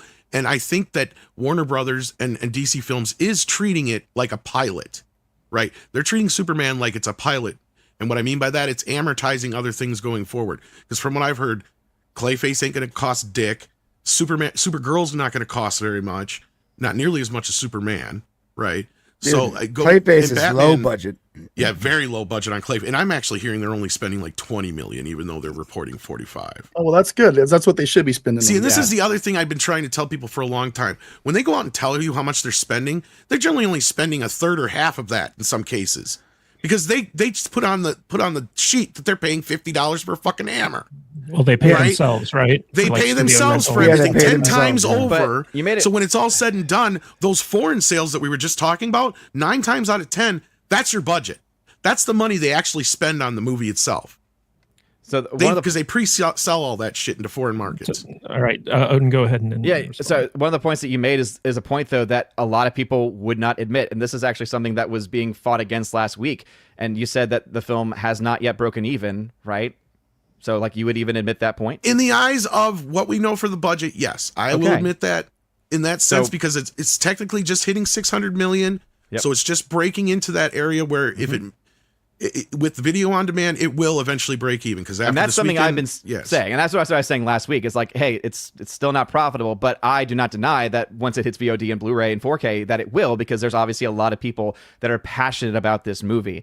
But and I could, obviously, and you probably know where I was going with this anyway, but you could obviously bring up whether it be inflation or ticket sales. But the point is, for me, is that people did not really debate over whether Captain America 4 was a flop or not. It was consistently... That part's true. Same thing with Thunderbolts. The issue is that when this film came around, even if a film is doing better, right? Because Fantastic Four, guess what? It's doing a lot better than these other two movies, and it's still a flop. Just because a film is doing better relative to other films from a given year does not make the film a success. Like that, I think, is where the argument's coming from. And the domestic argument is that somehow, right? Yes, as I said, is it going to be one of the biggest domestics of this year?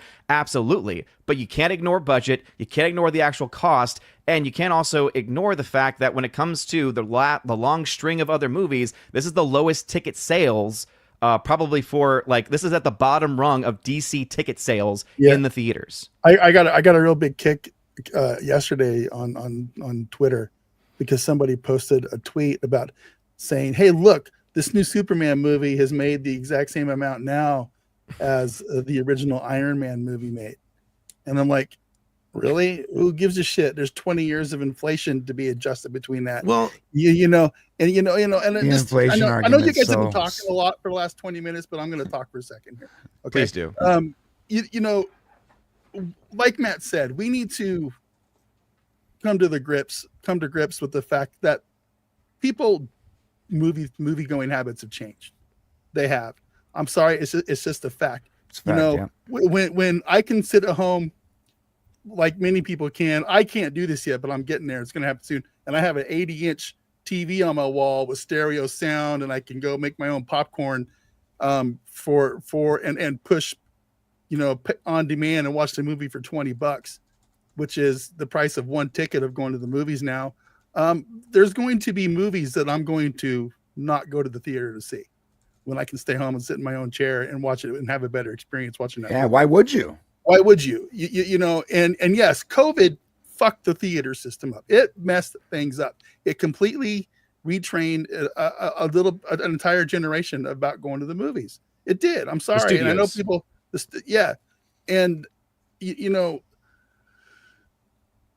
these theater runs, what's Superman been out? 3 weeks, 4 weeks now?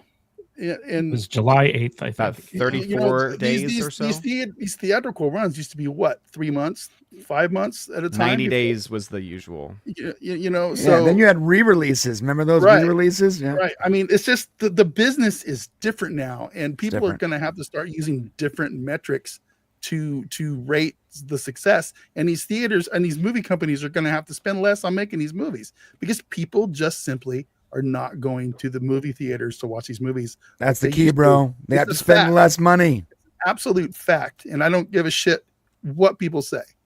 I can see with my fucking eyes what's going on out there, because I used to go to the movies all the time. Every weekend we would go to the movies. Yep. And there's just no reason for me to go to the movies now like I used to. And I was a huge proponent of that movie theater experience, but I don't think I am anymore, because it costs too much. Yeah. And it's crazy to me. And when it comes to the Superman movie, I think people are just kind of, I look at, I have to relate the things to my own world, my reality here. I'm the nerd in the family, and as much as I try to share it with my normie wife and my normie children and my normie grandchildren, they have zero interest in this shit. None. So trying to drag them to a Superman movie is almost impossible. In fact, I took my wife, and she was upset with me because the movie was so dumb at the end that she thought, and I thought it was kind of a weird movie too. I didn't like it. I'm sorry if you guys did, but it wasn't that great of a movie. So when you got a nerd like me, a normie, not me, I'm not a normie, but you got somebody who's going to this movie, who's looking forward to it, and And if I think it's not that great of a movie, I know I'm not alone out there. So, you know, I think it's just not that great of a movie, and I don't think it has the legs to make the kind of money that I think you guys were thinking it's going to make. It's not $1 billion movie, right? So no, it's gonna make another $200 million in VOD and movie sales, and that's more than enough. More than 200 million?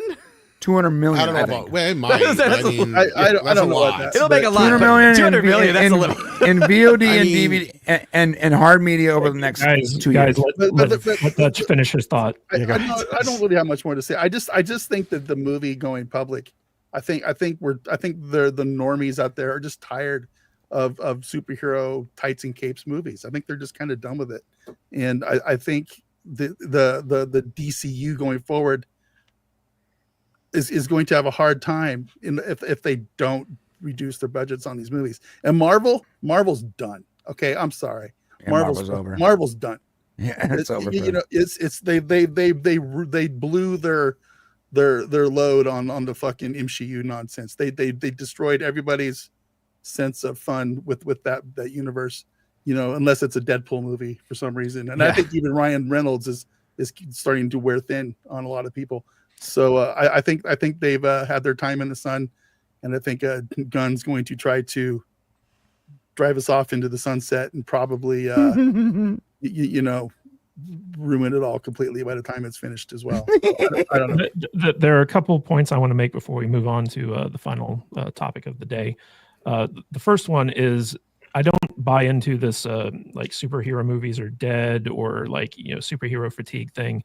I feel like both Marvel and DC have not listened to what fans, especially comic book fans, want. They try to cater to a demographic that is not the primary demographic that for demographic's superhero not movies. interested in these movies. Exactly. And because of that, because they consistently refuse, like the Marvel Parliament's like, oh, we can't have a white guy play Reed Richards, you know, like that type of thing. Because they refuse to give the audience what it is they want. Like John Krasinski would have been a perfect Mr. Fantastic. They already did that in a Multiverse of Madness, and people loved it, right? But no, we can't give the audience what they want. Mm-hmm. So as long as comic book movies continue to do that, they will continue to underperform at the box office. When it comes to Superman, there's two factors here that I think people need to be aware of. The first one is that the marketing for Superman was very poorly done. I mean, like they pushed it out a lot, but it was really, really hard for people to get people excited about this Superman movie. Simply because there were a lot of people who were still like, you know, especially normies who were like, I thought Superman was Henry Cavill, right? I thought that, you know, like what is this new Superman? I thought we were doing like, you know, Snyderverse stuff. They had the Snyder fans, but the marketing for this movie just fell flat, in my opinion. And so if it had been more of a, I have to see this in the theater spectacle movie, like stuff like that, I feel like the hype would have been real. The second point I want to make in regards to James Gunn, I like James Gunn. I'm a fan of his movies, but he has handled this DC rollout terribly. He's confused general audiences. Like if you're guys like us and you keep up on entertainment news and stuff like that, yeah, you're not confused, right? Well, you're not. Actually, you're probably still confused. Yeah. I'm going to say you're not as confused. But the whole thing here is that when James Gunn got the keys to the kingdom, what he should have done is Crisis on Infinite fucking Earths. Made that like the big event movie that reset the entire Snyderverse into something that he wanted to make. Fucking 100%. Like give us a bookend to the last decade of superhero movies that we got from you guys, and then reuse the casting that people like and recast like, you know, the stuff that you want to do, and then move forward. Instead, we get this hodgepodge of like, oh, maybe this is a Snyderverse carryover, or oh, this is totally new, or like, you know, this is the new normal now with the super, you know, like super gang instead of super friends, or like whatever the fuck it is. Like there's just so much stuff that he has fumbled, and I don't understand why. Like, I don't know if it's contractual. I don't know if like, you know, there's licensing issues or like whatever the case may be, but he should have given an end to the Snyderverse and then relaunched DC in his image. Instead, we're getting this muddling thing. It's like, oh, let's watch Creature Commandos that nobody fucking cares about. We've got the same voice actors from the cartoons who are playing their roles in the movies. Like, who gives a fuck? Nobody knows what the hell is going on with you know what reminds me of? universe. You know what it reminds me of? It's like when I was a kid, I used to read and collect comic books. I had, my core Spider-Man, and I had, Iron Man and Avengers or whatever. You start out with your simple little titles. 15 years later, you're still collecting comic books, but you don't know what the hell's going on because these comic books have now sprung out into 15 different titles from that it's impossible to keep straight. You know what I'm saying? And I feel like that's what's going on with the movies. You start out with something simple like an Iron Man movie, and the next thing you know, you got 47 different TV shows and movies that are all trying to like come together and make one big story, and it's confusing as hell. And then you got this one over here with the special gold wrap seal on it that you got to do this, and you got this one over here with 14 variant covers that cost 10 times more than the one over here, and you just say, fuck this, I'm done, I'm not going to watch this shit anymore, or I'm not going to collect these comic books anymore. And that's what happened to me. I got done. It was too much. My 4 issues a month turned into 47, and I couldn't keep track with anything. I agree with you, Matt. As a former comic book collector, like every single Spider-Man series had like its own continuity to it, and they never crossed over. But here's the thing: this Spider-Man is actually Octavius. What? Mm-hmm. Yeah. But for this, for what we're talking about today with James Gunn and the DCEU. The caveat is I like James Gunn. I think he's a talented filmmaker and he's a talented writer, and he has the right idea of like, I want completed scripts with a clear plan before we move forward into the movies. But his overarching plan, his meta plan, just seems like a complete mess. Like I remember when he came out and he announced like the slate for DC, right? Disaster. Which has changed very dramatically since that announcement.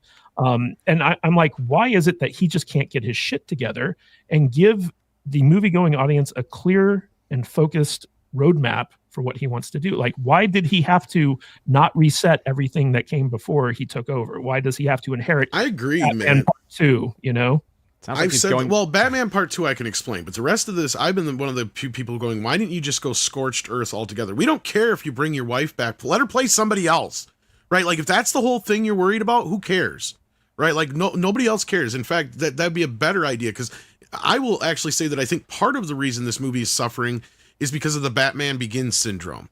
And that is that some people just aren't aware that this thing is being rebooted in general, right? Like, and that was where when the video of Batman Begins came out, a lot of people, I was like, have you seen the new Batman movie? Like, no, I don't want to see that. The last one sucked. It's like, no, this isn't connected to that. This is a new beginning. So there are some people who are not even aware of that. But that being said, like, it's just, I agree. Why did you do this weird convoluted thing? Some of it I can understand that, some of this was probably in motion before he took over DC, so it was probably already in production. Like, there's no getting around that. Like Suicide Squad obviously is a grand example of that. Creature Commandos was a spinoff of that. That's probably why they weren't tied into this stuff so much. But once you're to Superman, like at this moment in time, everything should be brand new from here on out. And I think a lot of it will be.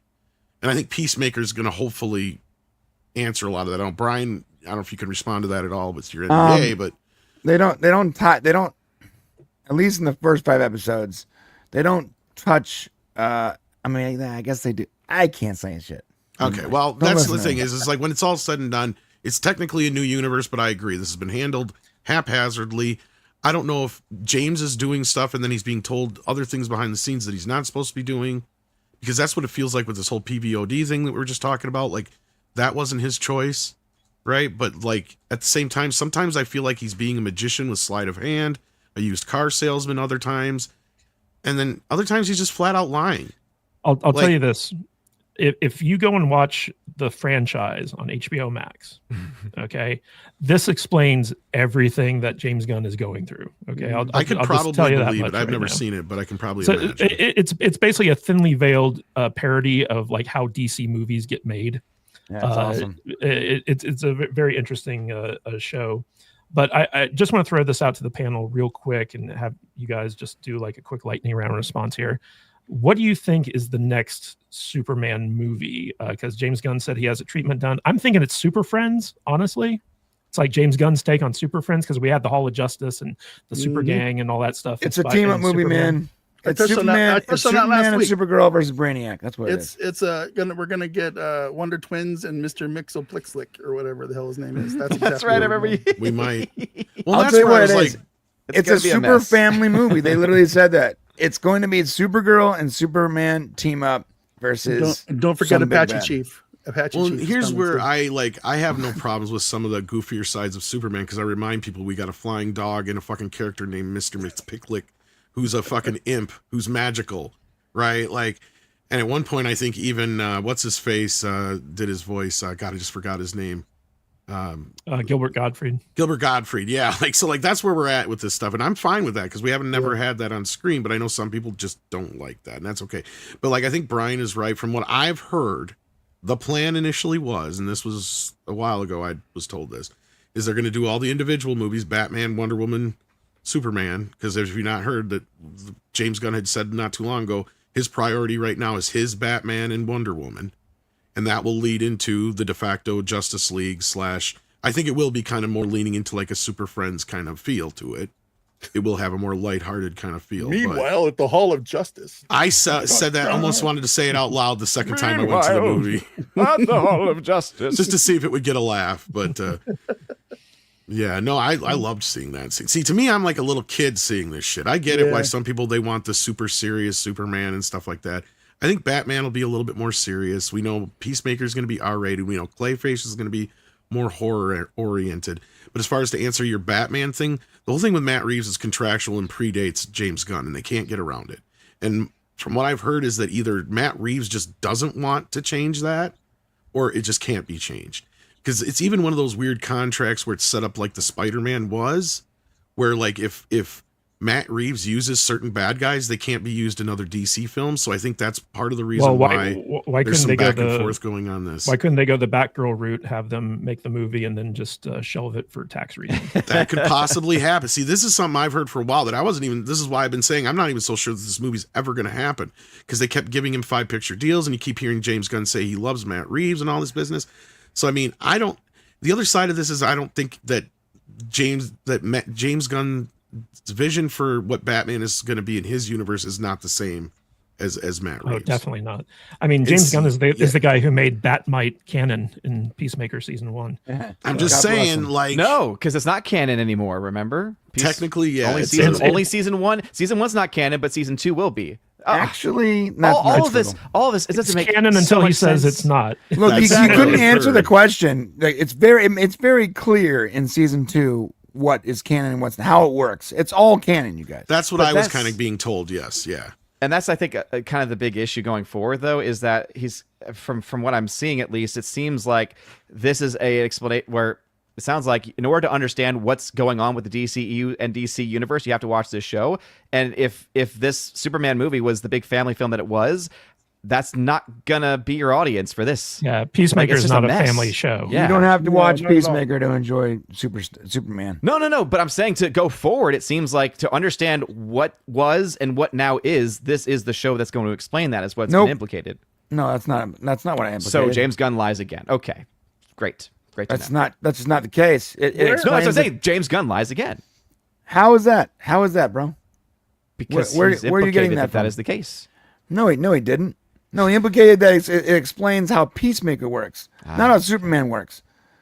I don't want to say something that I get in trouble for, but you do not need to watch Peacemaker to enjoy or understand Superman in any way. I'm not talking about Superman. I'm talking about what is going to happen going forward between what is the difference between the DCEU and now the forthcoming DCU. Listen, the general audience doesn't need to know shit about DCEU. The DCU is a brand new universe. Just take that information and run with it. You don't need what to. you're saying, the Brian, general normies don't give a fuck about Snyder shit, dude. They don't care anymore. There you go. Yeah, that's what I was gonna ask. They don't do give a care fuck. about understanding what the hell's going on. Why would they? It's a whole new universe, whole new studio. We're done. Snyder shit's done. Fuck Snyder. Well, I Fuck agree, Zack though. Snyder. I agree, even Brian, mentioned to this, a point that this is where I was saying this is a Batman Begins problem. See, they should have, and when they made this whole, see, to them, Right. I think this announcement Crisis. signified things are new, but James should have been very, very clear that going forward is canon. Before this, not canon. He's kind of said that, but this is where I said he's being a magician / car salesman with his fucking wording because, and it's the same thing. Look, here's another thing that was just discovered now that the movie's out on streaming, and we went back and verified it too, even though he's flat out said, well, of course the message is real. I don't understand why anybody wouldn't think it's real. Well, it says it flat out in your fucking movie it's not real. It's on the TV screen. See, so he's setting that to me tells me he didn't say it's not. Yeah, sure, the video's real, but that doesn't mean the message is real. We're going to find out in Superman's parents' message. Yeah, so we're going to find out in Supergirl that it was bullshit. How much you want to bet? Bitches and take over the world. I think James Gunn was so smart when he's like, well, of course it wasn't altered. He never actually said it wasn't real. He just said it wasn't altered or by whatever Lex. it was, how he worded it exactly, Right. Brian. It was so we'll so find out clever. it was Brainiac, exactly. Right. Yeah, it was Brainiac. It was fucking Brainiac. 100%. I call it right now. Brainy. And I don't like that. That's a J.J. Abrams fucking move. I agree with you guys. I said that too. And this is where, anybody out in the chat who's saying I'm a dick sucker to James Gunn, look, I've been just as critical of him as I have been positive on things. And I don't think he's been handling this fucking thing very well either. In fact, I've said from the start, the first thing he should have said is the DC universe is being rebooted. Welcome to the new DCU. And then not said another fucking word. And then shut up. Nothing. You just not shut a the fuck damn up right word. there. Stop and then all of a talking. sudden drop a Superman fucking preview like when it came out. And 100% agree. That's not it. as smart as people think he is. I'm not disagreeing with you, Odin. He's a creative. He's very creative. He's very clever on that part, but he is not a fucking person who should be running a studio. He should be letting Safran. This is what I thought was supposed to be. This is where I'm confused because I thought Gunn was supposed to be handling all the creative shit. Safran was supposed to be handling all the fucking, Business, studio shit, marketing, business studio. stuff. Yeah. Why isn't it him out there going, look, you guys are going to be so excited for what we got in store for you in the DC. Well, what's it going to be? I can't tell you. Ha ha ha. And that was what this all should be. Is Safran out there going, you're going to be blown away by what you're about to see. Who cares if it actually lived up to it or not? Then it wouldn't be all this other bullshit. Because I agree with you guys. This is the dumbest thing ever. Is the way he's come out here and made this whole fucking thing about James Gunn, right? Regardless of how he's seen on social media. And I understand that's part of it too, because the young kids, and this did work. This is the one thing that did work for him. The young kids did come to see this movie. The young kids are into this movie, and they are into James Gunn. And it was because of his following. So as much as we make fun of Superman's James Gunn, right? That's the one thing that helped save this movie, because it did bring in some new audience, something that previous superhero stuff hadn't really done before that, as far as fresh, new kids, right? Like these little kids now are starting to get into Superman and shit that weren't really caring before. My kids love it, dude. And they never gave a shit about Superman before this movie. They didn't even care for the Henry Cavill stuff. But at the end of the day, I agree. James Gunn has handled this very badly. Very badly. If anything, it should have been Peter Safran and David Cornsweet selling this movie from day one. Yep. Yeah, no, when he first came out, like on that January, he's like, let me tell you about Phase 1, Gods and Monsters. I'm like, why are you out here selling a universe while another universe is literally wrapping up? First off. Yeah, Second Blue off, Beetle, all that stuff. Ego. That's what it is. It's so unnecessary. We don't need to hear all this. Just shut up and just work. And when I think he feels sometimes like he has to answer a question, and so he tries to do this vague thing where he's like, I'm not sure. He doesn't want to say I'm not sure or we're not there yet. So he goes, well, we'll see. And he says things that are wrong. My dad does the same thing. I love him to death, but he does the same thing. He doesn't want to sound like he doesn't know what he's doing. Even though he's still trying to figure it out, he just can't just say that. So he'll do this sort of narcissistic thing where he says something and then later on it changes because creatives change, or story ideas change, better ideas come along, different actors, and then he ends up being the guy who said the wrong thing again. Yeah. I think James Gunn should just stop talking and make movies, please, dude. Yeah. Notice they quietly sunsetted the James Mangold Swamp Thing movie. Yeah, it was a bad idea in the first place. Anyone could have told you that Swamp Thing do not do Swamp Thing in the studio. I'm on the fence with Clayface, even though I really want And to see that's that in why, live action. At some point, like, he does need to actually like sit down, because based on what we're seeing, it seems like if you have a fit of script, that's the movie that goes next. It's like, but you can't really run like that, because that's going to create a very disjointed universe. Like, at some point, he's got to be like, no, this is the order of things that we're doing them, and if we got to get the right people that are actually going to get scripted on time. Odin, what we'll find out is the only movies that count are the ones that he does. That's right, because it's all about That's what we'll find out eventually. That would be legitimate. Listen, for me. I know I'm what's not even going on, half guys. kidding on that No, one. Probably. I know, dude. Like, I just can't remember. Like, when they did, I forget what Sorry, magazine Dutch. it was, but when like it was Lois and Superman on the front cover, but then it was like right next to them, James Gunn, and I'm just like, no, like he can't be the selling point for your movie. Like, it's got to be I know what he's Superman, because doing. yes, you have some people that like him, because again, I have students that are big fans of his, but I will tell you, even though the ones that are passionate about him do love him, there are vastly more that have no interest whatsoever. Dutch, go ahead and I know what's going add your thoughts. on. James Gunn is creating a universe that's going to be like a 20 movie build up to the triumphant and epic return of Blue Falcon and Dino. Oh God, dude. So, and that's where we're going. That's where we're going.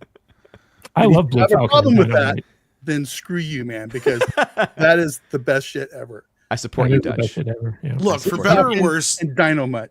I think this is one thing that anybody can agree on, whether you like James Gunn or not, right? The one thing you can say about him, unlike anybody else who's been working over at Marvel, he actually does read comic books. He is actually a comic book person, right? So that is one thing he's gotten his advantage. And I'll tell you this, for better or worse, I'll put more stock in the guy who gave us, the Thanos storyline than I will Kevin Feige or anybody who's on the creative fucking, what the hell was it called? Parliament. Parliament. How about Yeah. a 3-movie arc of the Laugh Olympics? We can have Oh, I have a deeper dive on What that. about races? What about the wacky races? Can we do that? sure. I think We can have the Parliament- Dino, we can have the Scooby Doo's. I think Parliament is listed because it's a reminder that they've put all of their eggs into producing films in the United Kingdom and blowing their budgets out of proportion. Because that's the other thing too. It's like, look, like I can say what I can about Superman, but no one's going to deny that Fantastic Four is going to end up being, if not the biggest, one of the biggest flops of 2025. Because there's no way that film cost $200 million. I cannot I don't wait believe that for those either. tax filings come out, because they always do, and every time at least minimum 100 million more than what they said it cost. Yeah, I don't believe that budget either, because you Yeah. can see it. Because this is one of the few where I will say 90% of the effects actually looked pretty good, so they actually spent more money on it. Outside of that baby is the worst looking thing in that movie. Yeah. But otherwise, this is the one time I walked out going, the movie may not have been that great, but this is one time I didn't feel like the special effects were really cartoony and crappy. It throughout reminded me the of entire Romulus, where like most of the effects look good except for. Well, guys, Well, speaking of budgets, we got super chats to get to. Kalikioki for $2. I love how Matt has to control the conversation. It's true. It's his job. He's That's the what the host. host does. And another one for $2. At the end of the day, Gunn is not a good source, Tom. This I understand. This is why I have other sources. And sometimes they say the same shit. We have no fucking idea who's making that kind of a decision. That's And fair. Like- Kalikioki also says for $5. And dog, nobody gives a fuck about Peacemaker. He should not be at the center of your universe. Superman should be. Put more effort in Peacemaker than Peacemaker than Superman. That's not wrong. And then we got Doomed Huh for $10. James Gunn made the best Superman since Richard Donner and the most comics accurate ever. Snyder Bros are losers. Go watch Daredevil if you want that dour Superman. Oh, just to kind of hold on, because okay, as critical as I am, I was just as critical. In fact, I would say even more critical of the Snyderverse crap, because I hate Snyderverse stuff. But there is one person on this panel that actually liked the Snyderverse. That's all I'm going to say. That's all I'm going to All say. right. yeah, it was me, And- motherfucker. It was me. Yeah, that was him. But he just loves Just Superman. because I like the Snyderverse stuff doesn't mean I don't like it more or less. He's just a Shut Superman up. fan. There was a Shut moment- up. It gave me an opportunity. I had to do it. See, he's the type of Snyder fan I can actually talk to, because they're just a Superman fan. There's a I'm difference. another Mephisto Superman for fan. I want to shekels. watch Superman. Mephisto for 6 shekels. Speaking of Doc Ock, we are covering Spider-Man 2 on his show right after we end. And Nice. Tom, get ready for the accent from "You fucked that bitch" for $1.99. Mommy, is Daddy okay? Is he mad at us, Mommy? Yes, everyone hates it when the panel bickers. As I say, this doesn't even sound like it's meant to be read like that. I think he's just really scared. We Yes. bicker all the time. Yeah, that's just Yeah. what we do. It's literally a normal thing here now. You And guys do Fluffy that, and I just Panda- stand here and watch. Fluffy Panda for 22 months. The only thing that's right is pineapple pizza. Oh, now you want to start a fight, Which makes motherfucker. Odin always wrong. Like You Brian son of dresses a- in pride parades. Very, very wrong. So Let's fucking Even go. Ninja Let's Turtles fucking don't put go. that shit on their pizza. I still reject that one advertisement and claimed it. all right, guys. Well, we had a lot to talk about today, and we talked about it to a great extent, I might add. Odin from OMB Reviews, any final thoughts? And can you just get one more dig in at Brian before we go? Oh, God. I mean, I could always try, but I'll start off by saying you can find me at OMB Reviews on YouTube, Rumble, over on X/Twitter as well. And it'll be interesting to see. I think that what you probably will end up seeing is in the next week, they'll have the stories out that this is going to be the biggest video on demand sale ever, like they did with the pre-sales. And again, that's something I hate for all studios. Whenever any studio does that, I remember when Star Wars did it with Solo. Oh my gosh, these pre-sales, and then it just ended up being true at all. But with the VOD sales, this is where they're going to make their money. I think they're going to be a lot more confident in the way they talk about their film going forward, because now they'll be able to say, okay, now we actually can start to run with this because we're actually making money now. All right. And Tom Connors Jr. from Midnight's Edge. Any final thoughts on what is going on with the Midnight's I Edge like stuff? turtles. I did go see Turtles yesterday in the theater. Ooh, Oh, fun. that's right, the anniversary. Yeah, they have like this really cool 10-minute thing, and this is, well, it's kind of a personal thing that bothers me because it's been long enough. I could probably say this now. The guys who did the Turtle Power documentary, they also did a He-Man documentary and stuff like that. So we had talked to them a while ago, and I proposed to them doing a documentary about the first movie, and he's like, "Well, I hate to tell you that just Paramount won't work with anybody on that." And then that was the last he had to say about it. All of a sudden, I'm watching this thing. Here he pops up on the beginning of this thing for 10 minutes with all these deleted scenes and behind-the-scenes footage and announcing their 4-hour documentary about the Ninja Turtle movies. And I'm like, motherfucker, why don't you just say, come help us? We're already doing it. No. But anyhow, so yeah, there's that. So if you go see the movie, there's actually this cool little 10-minute bit before the movie that shows you all these deleted scenes and behind-the-scenes footage, a couple interviews. That's kind of a preview of what we're going to get in this documentary that's supposed to be coming out eventually. But yeah, looks all right. I have some issues with how dark it was, but I wonder if it wasn't the theater I saw it in. Mm-hmm. So. Well, Fluffy Panda for $2 says Brian is cranky because he's too short to ride any rides. So, Brian, any final thoughts? And how Are do you really that respond to short? No, I'm like 6 foot. I'm not sure what you're talking about. What? He's Yeah, peeing right now. That's To say, didn't we meet? I was gonna say you're taller than me, aren't Yeah. you? Yeah, I'm taller than you. Yeah. Yeah, I don't know what people. Some people say that on streams sometimes. Like Brian's short. I'm short. It's Most the people camera don't angles, realize dude. I'm Because short. I Yeah. look short too. Too and much- it's- too much You guys headroom. know I'm shorter than my family. is, Motherfucking 'cause Matt is like they're all this a bunch much of taller than me. My entire family is a bunch of green giants. So you see my brother, yeah, he's like 3 foot taller than me. But like the rest of my family are a bunch of fucking giants. They're like Goliaths. I'm the runt of my family, but I'm still bigger than most people. I don't know. Oh, well, speaking of big, tell us about the Brain Show. Brain Show's A big coming up. brain. Rocking out with me and John, and we got a special segment coming up about Star Trek 4. You guys are not gonna want to miss that. Also, a little bit of politics, a little bit of crazy AI news. It's gonna be a fun show. I'm a little distracted because I'm still finishing this. You're peeing. Yeah. Yeah, right. I'm literally peeing as I'm Midstream. speaking. Midstream. It's really yeah. hard to pee and talk to people on stream, and I'm done. There you go. All Listen, right, well, come join us. 5 minutes, boys. yes, and with the power of technology, you will automatically be redirected to the Brain Show after the show ends. Dutch Butters, any final thoughts, and where can people find more of you on the gaming channel? Well, they can find me on the gaming channel over at Dutch Butters Gaming. We're just doing our thing over there, man. We're having a lot of fun. It is we're going through the second free play weekend for the Battlefield 6 beta. Then that is done until they release the game on October 10th. And we're just kind of playing that, and then we're building up to October, which is going to see some big games being released, Arc Raiders and the Battlefield and stuff. And we're playing Helldivers also as well, like always, in podcasts and shorts and videos. Just having a lot of fun over there. So come join us. Good stuff. And I want to give a big shout out to everyone who gave us super chats during the course of this show.